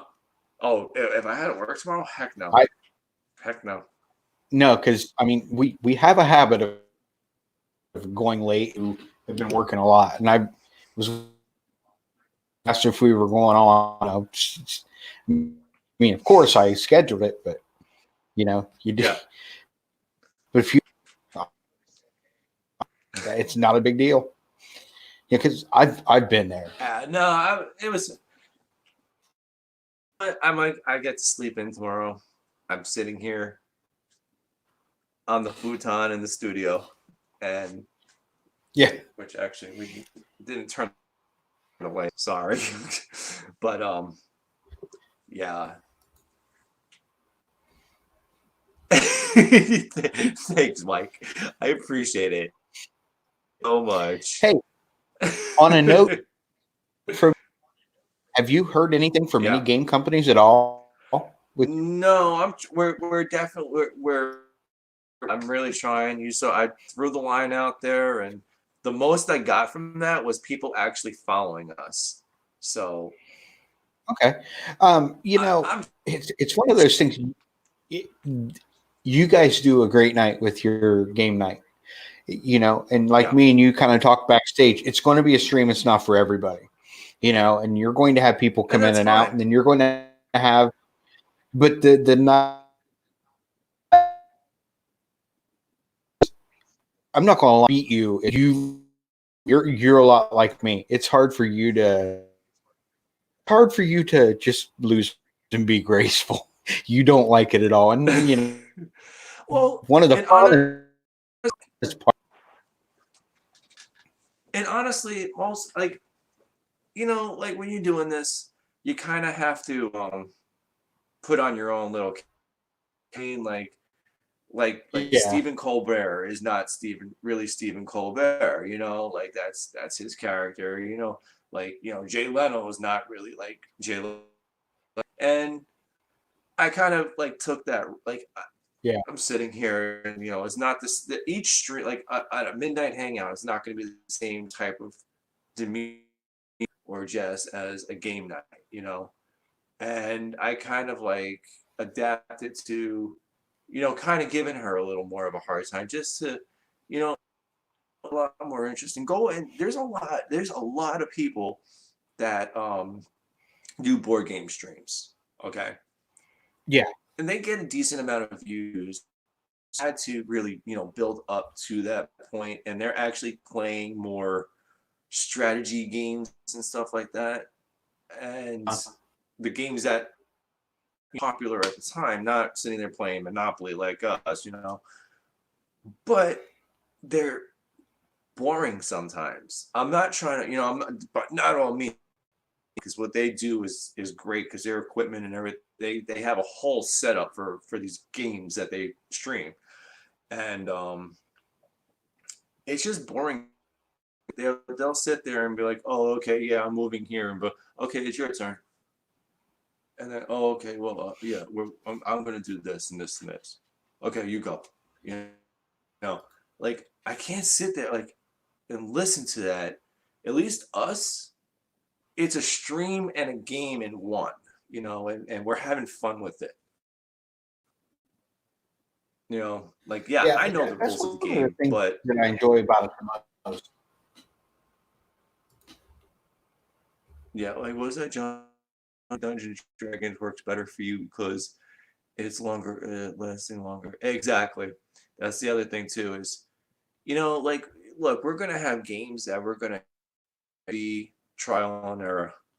I'm not even gonna lie. Last week we're like, okay, we got off that game and that stream. As soon as that stream ended, we bursted out laughing, and we're like, what the heck were we thinking with Candyland?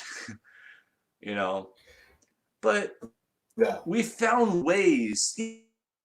We found ways to make it work. It was all improvised at the time. So, you know, Jess literally got up out of nowhere and went to go grab Nightmare Before Christmas Trivia Pursuit just to do that. Like, and it worked. It saved the stream. You know. Yeah, it's guys find your way through a game. Like when you got Villainous, you guys were kind of lost as the rules, and it was the pound to show us the you have with that game is the frustration everybody has. Exactly. And that's what we want to do. You know, it was how the hell do you play this game? Exactly. It's like, wait, hold on. We got to read the rules again, you know, for the 8th time. And the you know what the cool thing about that is? The company that makes that game actually did reach out to us and said, hey, you know, they left a comment on that stream and said, hey, you know, awesome stream, you know, that's our game type of thing, that awesome stream, you know, thanks for promoting it type of thing. So yeah, realistically, they make a bunch of other games out there. I mean, they make a Top Gun game, but they're also a company too. So I got to reach out to them and say, hey, look, hi, this is what we did. What can we do? Send me games? Yeah. Because what was that? Nightmare Before Christmas edition of game is great, but hard to find. The other thing, like I was going to say, is the other thing is these games, they're expensive. Like, go out there and buy and look for Risk, okay? The game Risk, classic as it is, okay? $50 just for Risk. Like, are you serious? Yeah. You know, Ben brought this up, and I was going to suggest it the other night. That is a classic. But it's fun to see people come up with, you know, you roll that die, you get a letter, and everything on there, you got to come up with that letter. And it's not as easy as people think. You know, name an animal that starts with the letter E. Tiger would be an obvious choice to think of it.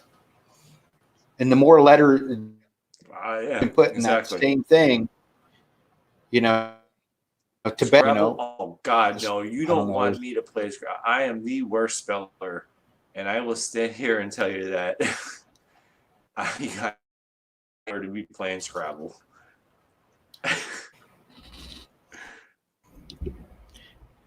I'll say I would sit there and do something, and you know, Jonathan said this, and I don't know if you've seen my post a couple of times.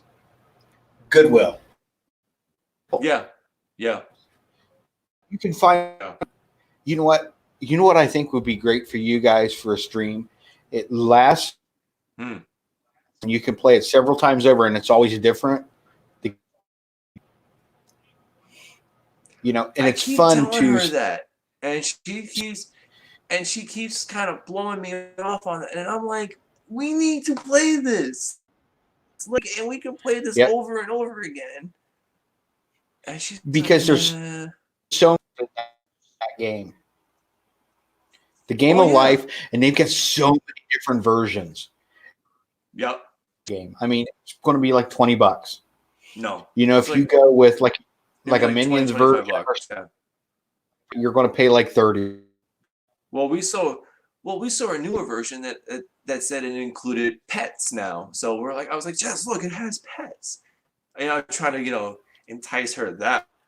I'm like, all right, we'll get this. One day we're going to. One of the next ones, actually, you know what's not an expensive game is Clue, the original version of Clue. So I'm like, I think we. So. Like I said, you're gonna find yourself in the library, killed by mustard stick.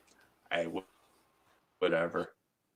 Let me tell you, she's obsessed with that movie too. We actually went to a audience participation movie, like they do for Rock Blue, and it was a lot of fun. It's been so long since I watched it. Let's see, who all was in that movie? I'm trying to run through my head. Tim Curry, He played the detective, right? Yeah, Tim Curry. Yeah, he did.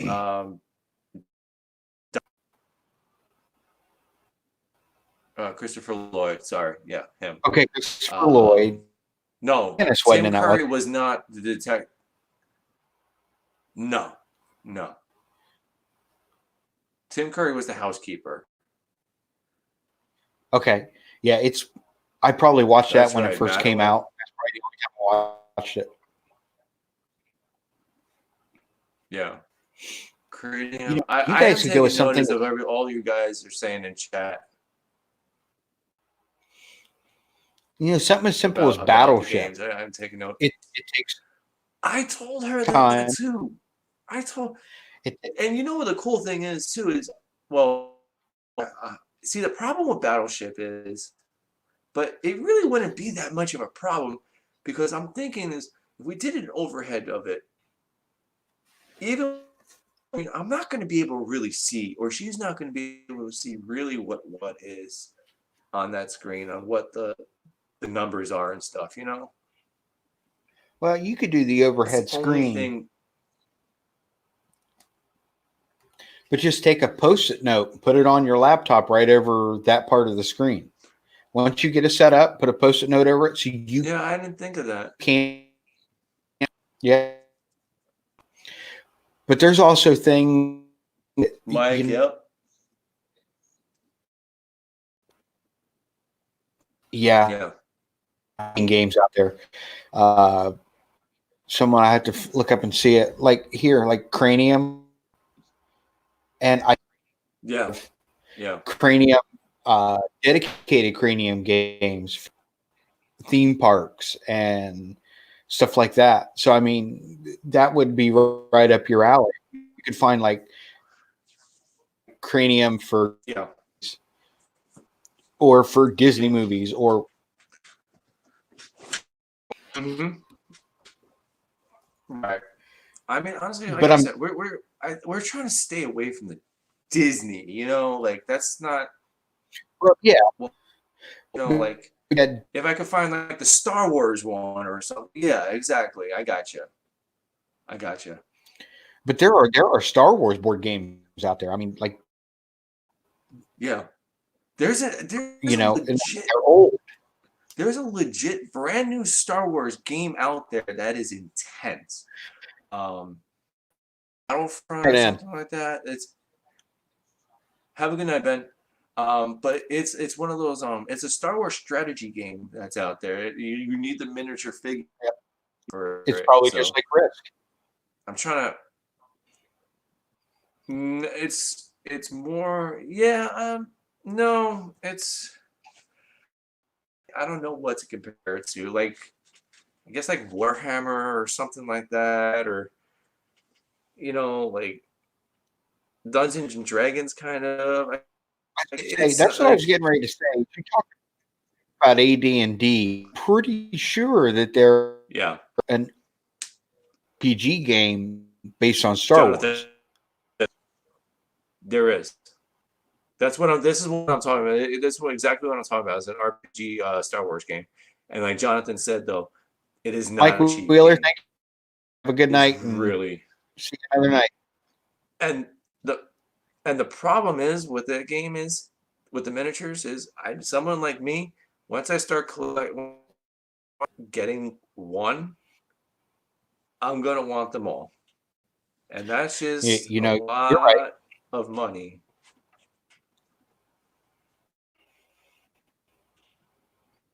Oh yeah, those games they suck you in, and then you know that you're only getting the Yep, beginner set, and you know they've got this box and that box, and it's as bad as video yep, games sometimes. yep. It is. That's just like the Disney villain is now with a new expansion pack for that one too. That But doesn't surprise me one bit because no, they the know. Scar. It was Scar, the Queen of Hearts, and it was who was the other villain in it? I don't know. It's like they came out with a Golden Girls board game that just came out. Like really, it was the same people that did the pop ones, but that's another thing too is that we can get into those too. The pop ones come with the miniature little pop figures and stuff. They have a Batman one, a Marvel one, so but those also have expansion packs to them too. So I don't know, yeah. There's things out there we can do. But Jonathan, you are Mentioned 100% correct. I'd rather do collect miniatures than play. I think even Lego has board games. Actually, they do. I bought Do they years really? ago for my kids a Lego Yeah. board game. It comes the Tomb Yeah. Raider style game. You put everything together, and they're Okay. under certain things, and then you roll dice. I cannot remember what the name of it Yeah. was, but I bought it for my, and then as they Okay. slowly lost a piece here and there, what Exactly. box. But it was literally like Okay. a Tomb Raider style game. Neat. Me and my boys, when they were really young, we used to play it all the time, and it was just as much fun putting it together as it was. Jonathan, that's actually the same people that make the Disney Villainous game, make that Bob Ross game also. I'm kicking myself in the butt right now because at Christmas time I saw the game. The box was a little beat up, so I didn't want to get it for her for Christmas.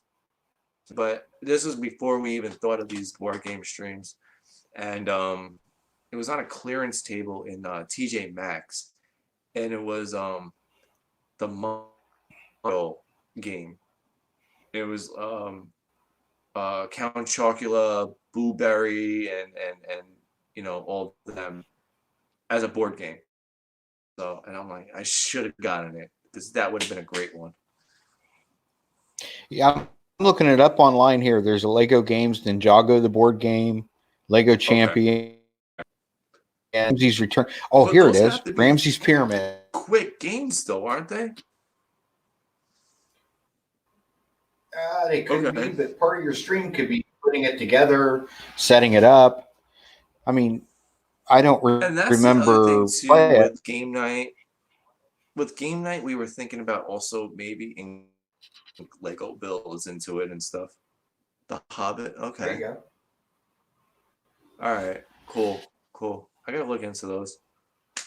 Yeah, we were thinking Yeah, I'm about seeing Lego all. builds into the stream and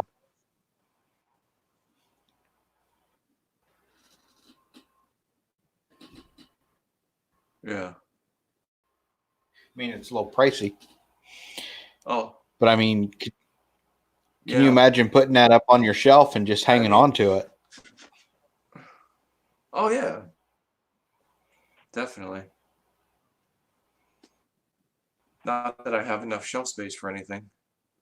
All my shelf space is taken taken up by things.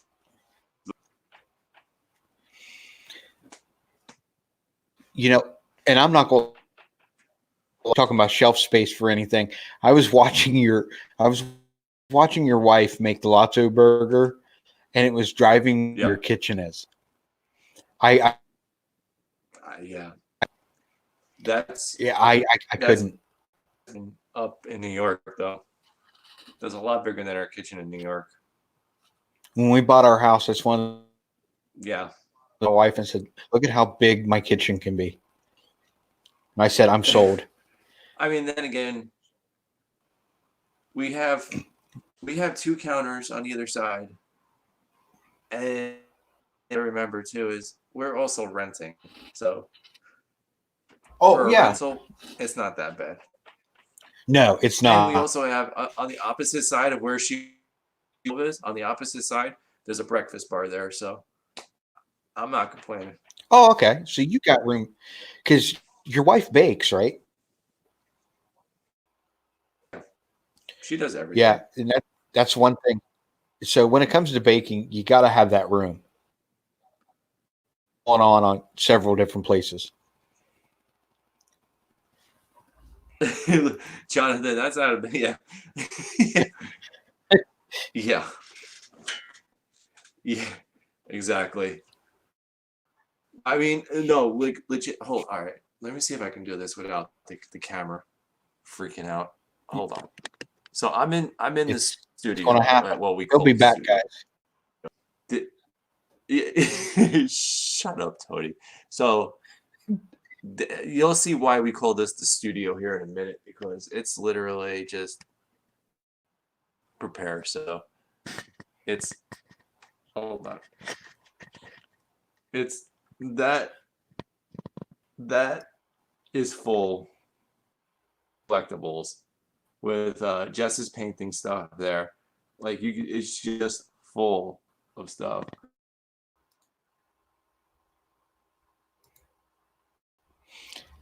Have a good night, Noah. And for all you that are still here,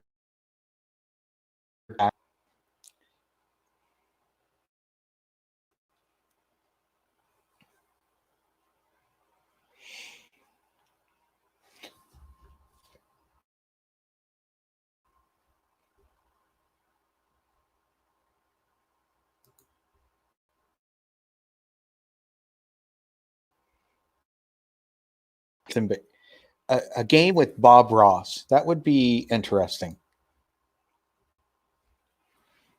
All right, I'm back. Welcome in, Sorry. Danny. Yeah, hi. Like I said, that's her painting stuff right there. This whole shelf right here is full of just collectibles and stuff like that. I mean, some old collectible stuff. I'll maybe go through that one day with you. But, her collection of stuff, that's all her arts and crafts stuff right there, like jewelry making and everything. Like, it's just, you know, and of course, be over there. So now you can see why it's just like, I have no room. That's just this room. There's a shelf in there just full of things too. The on the top of where the cabinets are in the kitchen, facing like the living room area, is just full of pop figures.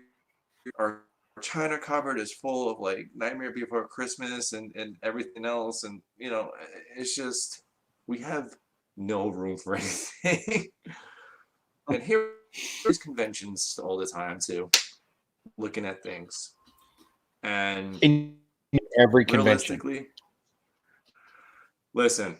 My new I can't say my new obsession in life is, but it's my reoccurring want from childhood in life right now is three things, and she's down with at least one of them. The one that she's down with, the number one, my pet monster. I needed my pet monster. He needs to have it. Number two, Oh, Ghostbuster stuff and turtle stuff. What I mean by that is I want the firehouse and I legit want the sewer, and just I'm gonna set him up somewhere. And it's just gonna be a scene. Like Ghostbusters are gonna be hanging out in the act one, and she's gonna hate me. Danny's running around with Egon.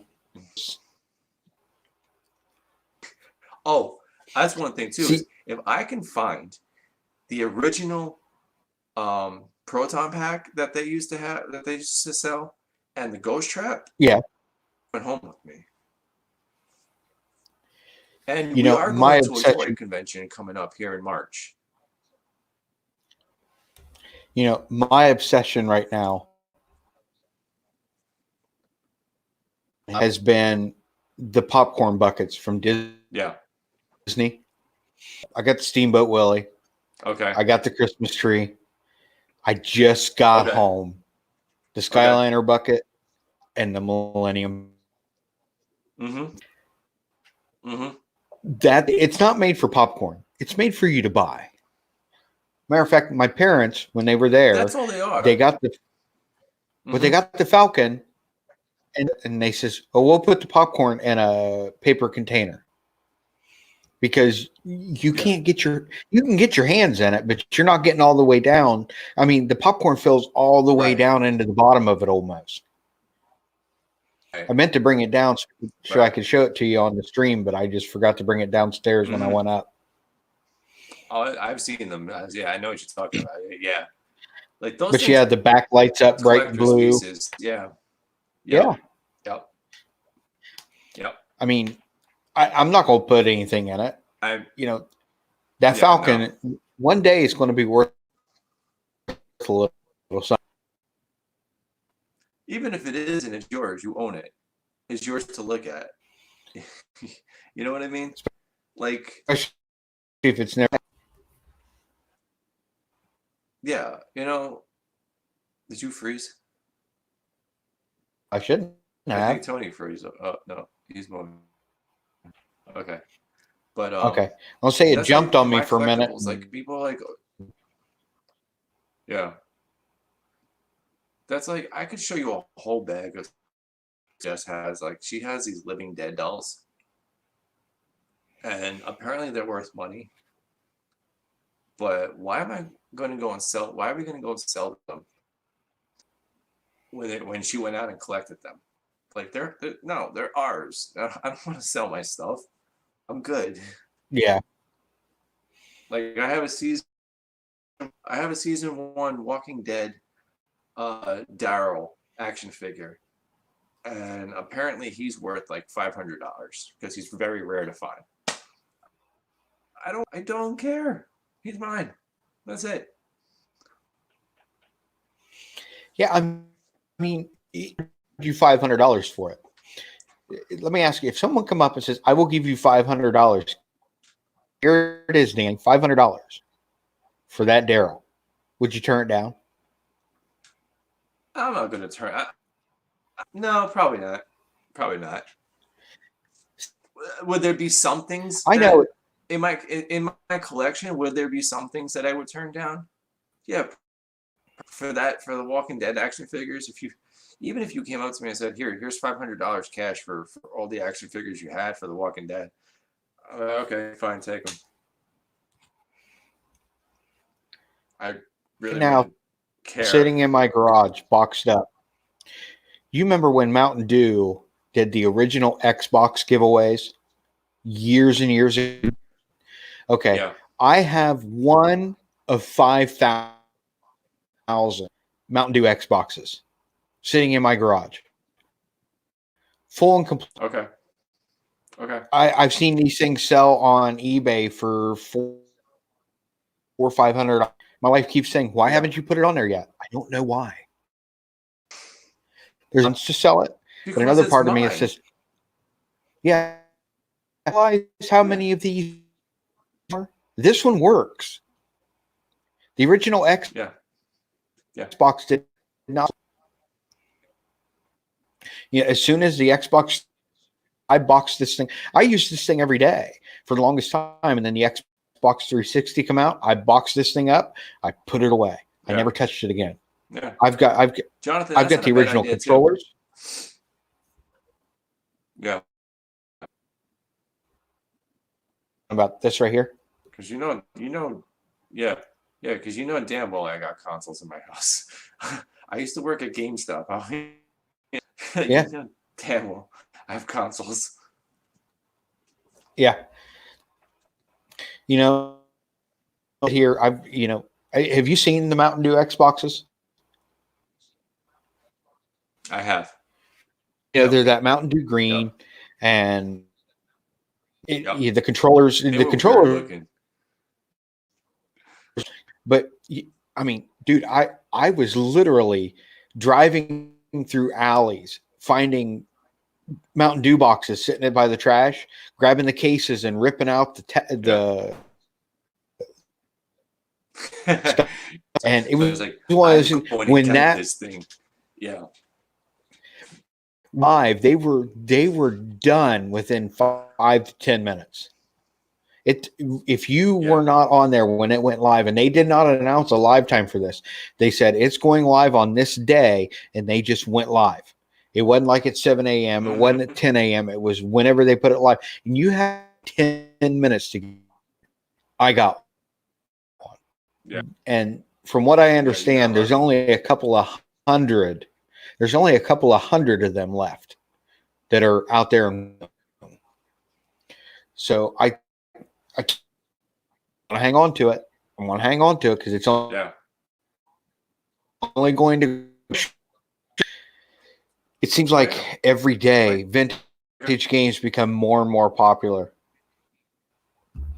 And I was like, you know, it took like 6 weeks. Just like, this thing is the coolest thing ever. And I wish I'd have never opened it up because unopened, I guess these things go for like $1,200-$1,300. But realistically, is that really worth it? I mean, come on. Consider how much time and effort you put into going out to find these things, wasting your gas, things like that. Like, is it worth it? You know. Well, that's the thing. I got that thing, and I'm like, I'm playing the hell out of it. As Jonathan said right there, exactly, like the clear green Xboxes. Yep. Yeah, I think disgusting. That was the Halo edition. And that's the thing. Mine came with Halo. So. You know, every one of them came with a different. Mine came with. You had the Xbox 360 Star Wars edition that looked like R2-D2, and everybody was like, "Oh my god, this thing's gonna become money," and they're worth nothing. Nothing. You wanted this thing, reserved it, bought it, never opened it, and they're nothing. Because they put out tens of thousands of them. Exactly. And they knew. Xbox knew that if they did this, people would buy it just for that. You know, that's like the same with this Halo version. You know, there's not a lot of them left, and that's what makes them valuable. Because the original Xbox was reliable, but not long term. They didn't have the same problems. Like when we bought a 360 when it first came out. Well, I shouldn't say first came out. You let the bugs work itself out, and then you buy it. Exactly. Yes, we had it. We had it for 3 weeks, and it got that red ring of death. Right. That's like with me. It's I went out. I bought the first version of the Xbox One. Right. Apparently bad batch of readers, and my CD reader won't work. So if I get a game for it, I have to buy it and download it. So I'm like, all right, it's not the end of the world that I have to do. No, it was too late. It was like 2 years after the warranty expired. Oh, that sucks. Yeah. Yeah, we've been very fortunate with our Xbox One for going all in with this whole the Xbox One X, not the one coming out, the Xbox X and the PlayStation Project 5 or whatever the hell it is. Yeah. Yeah. Well, here's my thing. Every time they introduce one, they're much better. But we're at a point, how much better do we need them to be? Now, is Xbox and PlayStation going phone manufacturers do?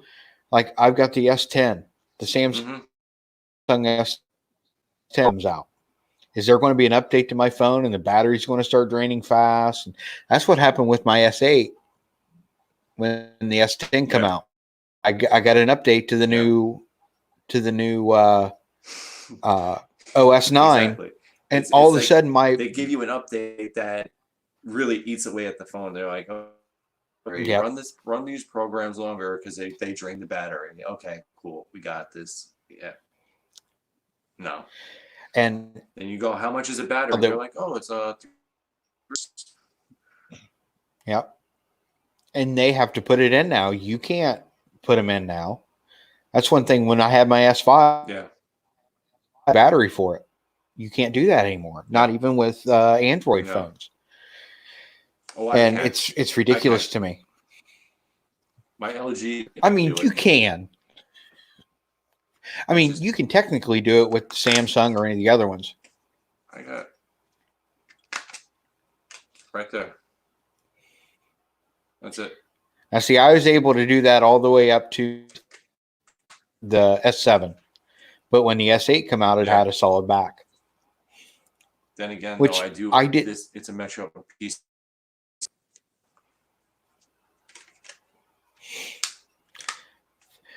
See, now with I've got set it on, and this battery will last me 2 days if I want it to. It'll last me a week if I want Yeah. it to. But Yeah. you know, I'm sacrificing things I can do with it to do that. Exactly.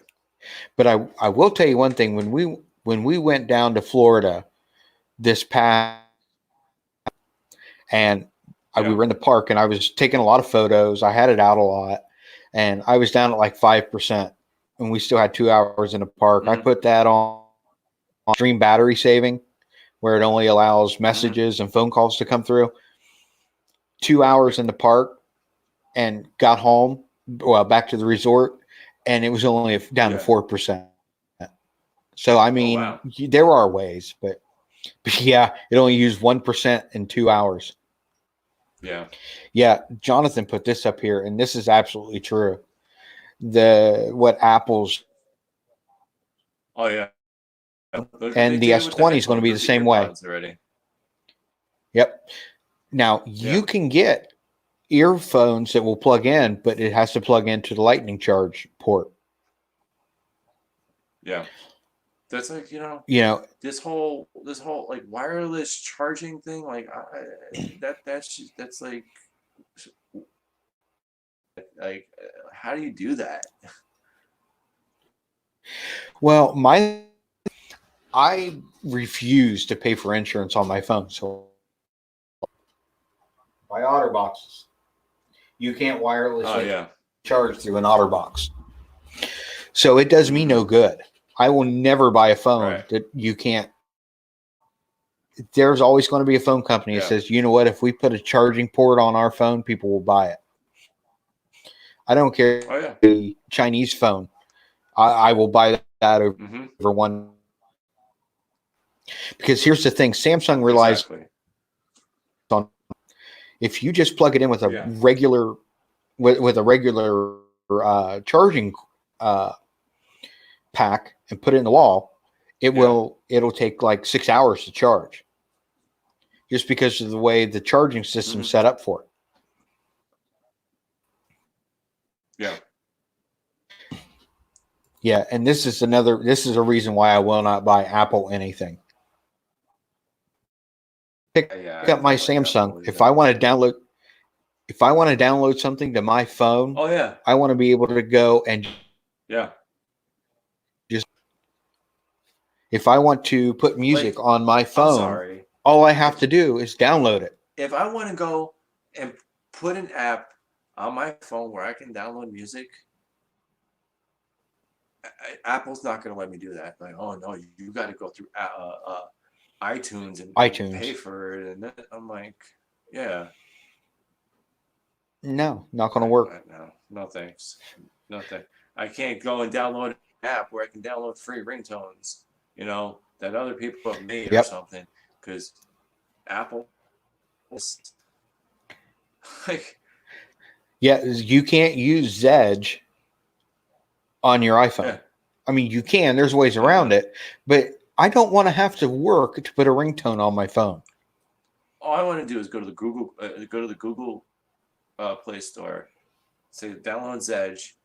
Okay, download complete. Open Zedge, search in there, download, and then set this as whatever.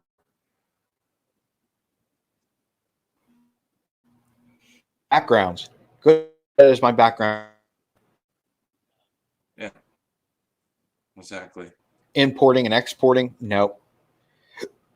But there are people that like it, And you know what? You each their own. There's advantages and disadvantages to every phone, but Apple to me is just more hassles than advantage or disadvantage on my phone right now. But the damn thing still works. you know what? You see it? Oh, your screen. It's cracked. Yeah. Yeah. What? Oh, Realistically, all this. No, it's not cracked. Hold on, let me. Back on. There's a hole in the screen right here. boy. You see it? Yeah, I see it now. Yeah. That's not good. Yeah. As long as it still works, though. Yeah. Now, see, that's what. Touch the screen there and still have things do things like. So I'm like, what would happen if I just took off the whole glass? The whole glass and shields on it.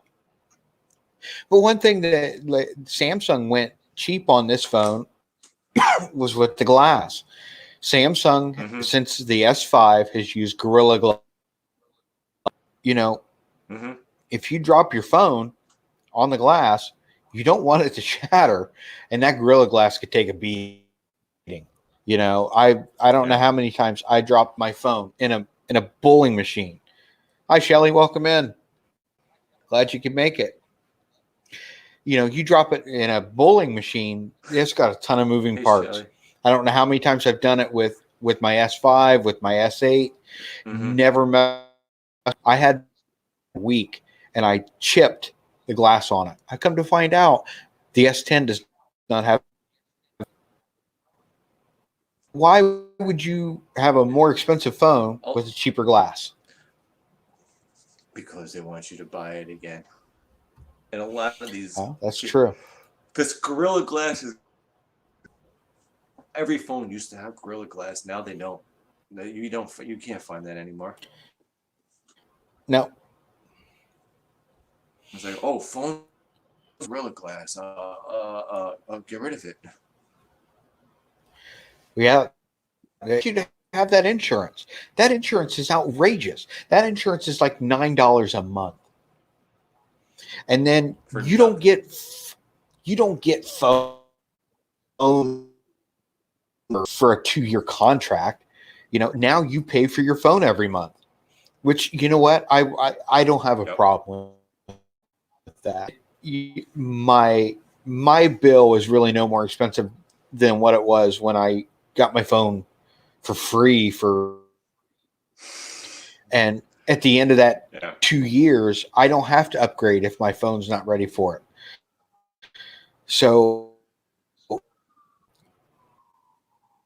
get insurance on it because now you're paying for it, and that's $9 a month on top. Think about it, $9 a month over how many years have we had phones now? Add that up. Exactly. People have really used that insurance. It's you know, and it used to be you had insurance on your phone. Right. They used to give you a free phone. Like, okay, you pay insurance, you got to use. Now is you have to pay, a quarter of the $200. Yeah. Yeah. No. That's. Yeah. That's why we stuck with Metro PCS. This phone, my phone, I'm not worried about this. If this thing goes out, all right, it's money. Don't get me wrong, but realistically, if my phone decides to, give out on me because of this hole in the screen, this was a $60 phone. It's a $60 phone that is doing the same thing as your $400 phone. Okay. I live stream. I wish it was only $400. I do everything. You understand what I'm saying? Yeah. But my $60 thing is, yours is doing. And I'm paying, Jess and I, we're paying $80 a month for 2 phones with unlimited data. Yes, please. I'll take it. Yeah, I mean, you can't beat it. No, not at all. In a bigger area where there was more options as far as like carriage goes, Yeah. when this was paid off, our phones were paid off. You know, you switch over to a better, like, Yeah. like a cheap. Any place you go, Yeah. uh, anywhere you go, you're carrying Verizon, and it's going to cost you an arm and a leg. I mean, you know, and then when you need to upgrade, you Yep. got to buy the phone. And don't get me wrong, like you said, as long as the phone works, why would you need to? But we've got a pretty good deal with the amount Exactly. of phones we have and what we got for unlimited. So I mean, no, Metro Shelly, PCS up in we're New York. still conversating. Yeah, we are. I had Metro PCS up in New York. We brought it down here. It just started in Florida, so and they spread it throughout the country quickly. So I can go anywhere through the country to a Metro PCS store if I'm traveling anywhere. If I drop my phone, uh, let's just say I go to Cedar Point, I lost my phone on a ride. I can go to Cedar Point. I can go somewhere out there in Ohio to find a Metro PCS because I'm pretty sure they're everywhere, and just Mm-hmm. pick up a new phone for $60, without having to worry about breaking the bank. Yep.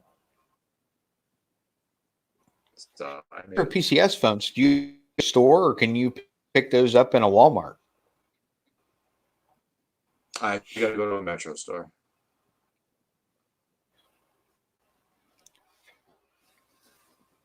But those Now, not do they even have an their issue to own find those. towers or do they beat off of other towers? Okay. T-Mobile. You, you know what? T-Mobile quickly becoming one of the largest Mm-hmm. providers of service in the nation. Yeah. It's Metro PCS powered by T-Mobile. So Yeah, you can't really go wrong with T-Mobile right now, especially no. like that merge with Sprint. It's going to be a huge. It's going to be a game regular service. That's Yeah. for sure.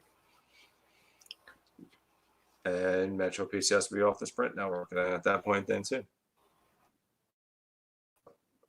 All this for $80 a month for 2 phones. Yeah, like I said, you can't go wrong with that. No.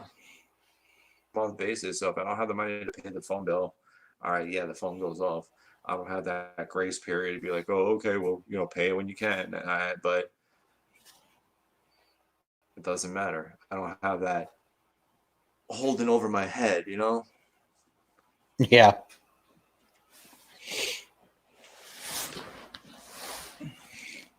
Like if I'm done with it after this month, they gave me an issue. I'm like, oh, I just want to go to another carrier. Well, after this month is done, I can take my phone number and port it over to someplace else if I want it. Yeah, that's true. Also, yeah, because you I own the knew phone somebody that outright. used a free phone. Yeah, I knew somebody that did that just because his phone broke. So he went over to Boost Mobile and got the Boost phone. And for free, if you just switch to Boost Mobile, you get a free phone. Oh, okay, well I can go get a free phone. I'll be on Boost Mobile for a month, and then you switch back over to Metro phone.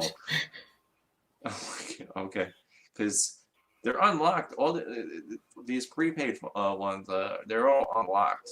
You can Yeah, port them because over you've paid for it in full. first. Mm-hmm. Exactly. Yep. That's like I still in my Exactly. drawer drive. I paid it off before I upgraded, and it says, "Do you want to trade it in for $100?" And I'm like, "No, Yeah. No. I want to hang on to this because No. you know what? If I need to, I'll go to another company with that phone, have it activated, and then upgrade it there." Yeah. Exactly. Yeah, the phone still works. The battery sucks Mm-hmm. on it, but it works. think we all have a cell phone drawer, huh? Yeah. That's where the cell phones go to die. Oh. Yeah, I'm feeling you there. I think we're in a good place. Shelly, I'm sorry that you weren't a subscriber of mine. I'm glad you are now, though. Yeah, you missed a lot of talk about theme parks. But the good thing is you can go back and watch it. You can still go back and watch the replay. And if you go upgrade that iPhone 6S for a good product, you can go back and watch it on your phone. I have to say though, Shell, you are right. The iPhone does have a good camera. For if you are doing photography on that, then yes, it is worth it. That's the only thing I would say iPhone is good. Well, that in a paperweight. Yes, it is very good for a paperweight. Well, Shelly, now that you're subscribed to both of us, you don't have to worry about coming in at the last minute. Exactly. Yes, Jonathan, thank you for dropping that. Shelly, I am sad to say no, I have not gone to watch your video yet. I've actually not gotten to see here lately. Sorry, Shelly, and that whole frozen lake was really astonishing. Crazy. Now, and it just reminded me down south. Thank you for reminding me of that. You know, and he watched a lot of YouTube lately. I have been binging Man in the High Castle. Have you watched this? No. No, I haven't watched it. So good. And it's right up your alley, Danny. Is it? extremely sci-fi. Okay. World War II stuff in there, but it's very sci-fi. We've been watching. What the heck is the HBO show has she been watching? That we've been watching is pretty good. Crazy. I have HBO and I haven't watched anything on there. I have, but you know. I know what the heck is you've got a lot of paid channels. You know, it's got to be costing you an arm and a leg. See, that's why you can't upgrade your phone. All that money you're spending. Right, exactly. Go figure. Yeah, Man in the High Castle is really good. And then finally watched the last episode, and the ending was okay. Huge fan of it. It ended very abruptly. But it's well worth the watch. Be prepared to be introduced to a ton of kids within 3 episodes. But if you don't like it within the first 3 episodes, give it 2 more. 5 episodes in, you will start to understand it. She has hiccups. It's hilarious. I've never seen a cat have hiccups before. What? Okay, apparently this cat has hiccups, and just never seen a cat with hiccups.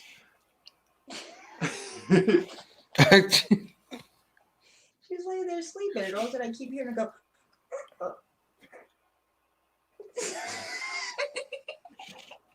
I'm sorry, guys. Maybe. Want to see a cat with hiccups? This cat has the hiccups, and she is loud and violent about them. Did I scare it out of you yet? Oh, jeez. So funny. Sorry. That's all right. Oh man. This typical day in my house. It doesn't get much more random than that. No. Outside of a fishing reel. Randomness. Did all that random tonight. We kind of stayed on top. We had a decent stream tonight. It was another good one. Yeah, and we had lots of interaction tonight, which I've really enjoyed. Awesome, Shelly. I definitely would keep an eye out for that. And Shelly, I will get to your video. I promise. I can't get away from this. Tony. It was a really good video. Get away from Man in a High Castle. And then there's, it's basically, seriously, it is basically what if the Nazis and Japanese won World War II and took over the United States. So it's, Ooh, that's right. I gotta go. I have miracle workers on tonight. Oh yeah. And then I immediately got into there's a new series on Amazon with Al Pacino, where he plays an old Jewish guy. Yes. And it's the 70s, and there's Nazis taking over the U.S. government. Yep. I watched the first episode of that right after Man in the High Castle ended, and it's like, why did I start a brand new show? I find these shows, and I can't.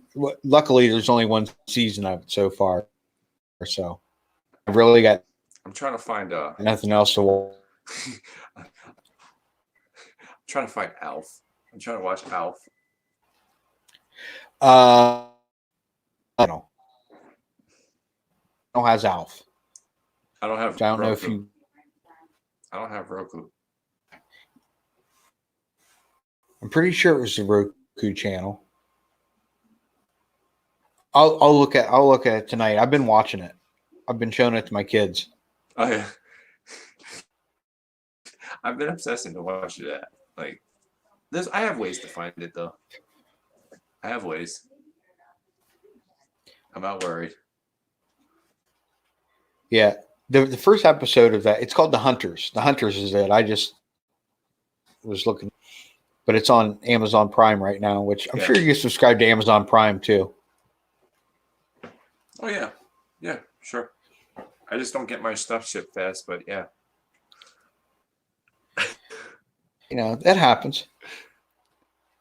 Yeah. All right. Exactly. I think we're in a good place. Yes. Let's get out of here. Just real quick before we go, I do have a sponsor now. I am sponsored by a travel planning company, Fantasmic. If you guys are looking to plan a vacation to go to Disney World or any other location, Vacations by Fantasmic can email them. They are vacationsbyfantasmic@gmail.com. You can find all the information on Facebook under Vacations by Fantasmic. Danny, you got anything tonight? There's rumors that they're going to sponsor Two Real Geeks. Well, that's a rumor. Exactly. No, we're actually heading to a travel. We're heading to a travel show this weekend. Oh, really? We got media. Yeah. So, I'm really looking to try to make some contacts there. Like Pigeon Forge is going to be there. Some Florida towns and a bunch of stuff from Georgia, like Georgia tourism and stuff. So, great way to get out and. Okay. Let me see what I can I'll do. say, yeah, that sounds pretty cool. Yeah. Six Flags opening up the following weekend. We just got invited for media for Toylanta. Toylanta actually started off as a G.I. Joe convention. So we're gonna get out to that. So we got some stuff working here. Some a taste of the Freedom Land thing that we're going to be working on here soon. So, yeah, that is going to be really Freedom awesome. Land, what I said earlier, carry that from Freedom. I think I'm going to start it from Freedom Land and kind of work it into Six Flags, since there is a connection there. And then we're going to probably get into. I really want to get into what we were talking about earlier with the other ride from down here. The Okefenokee Swamp or whatever. So, yeah. I want to get into that and get the what it is now compared to that. There's a couple things that we want to get into. So other history within the park. I mean, not so pleasant history for some, maybe. It's still history. Bless. So Yeah, I'm still Yeah. kicking myself for not getting in on that winter chill out up at Cedar Point. I mean, it happens. It happens. But I But highly realistically, do recommend you want to be if in? you get a chance. Yeah, I'm going to. I'm definitely going to. I mean, but Yeah, it's in that park, number one, in the winter. Number two, you weren't able to ride any of the rides. for the chance to see the stuff that So absolutely. yeah. Yeah, I mean gotcha. it was great. I mean, because side of it is intriguing to me. I'm a hands-on worker. I love mechanical stuff. So to see them actually tearing them down and putting them back together, I mean, that would be tremendous. that would have been awesome for me. Jess would have been it, but me, because you know what I do. I mean, that would have been great for me. I would have been like, oh, cool. They had Give Gemini me that trains wrench. literally stripped. They literally had Gemini trains stripped down to just the steel platform. Yeah. No Yeah. seats, no nothing. Just the to rebuild them back up. And I was like, I would love how you. I would love to have a job in one of these theme parks as a ride maintenance. Really. Oh, I would too. Just to put your hands on them. Yeah, I would. Yeah. I would love that 100%. Exactly. So Thank on you, that Jonathan. note, All right, cool. Yeah, exactly. Let's get the heck out of here. Go to bed. yeah, I'm gonna have to go upstairs and see if I can find me some chicken wings. Yeah, exactly. I've got some chicken somewhere, I'm sure. Some onion rings. I don't have any onion. Yep. Pick something up along the way. Okay. Yep. Everybody, thank you for a great night. Thanks, guys. If you're watching, and subscribe if you're new here, and please make sure that if you haven't yet, please hit that thumbs up. It sure helps us out. It shows everybody that you guys like what we're doing. And for Danny with Tony at Phantasmic Chronicles, we wish you a good night, and thank you everybody for coming in tonight. Have a great night.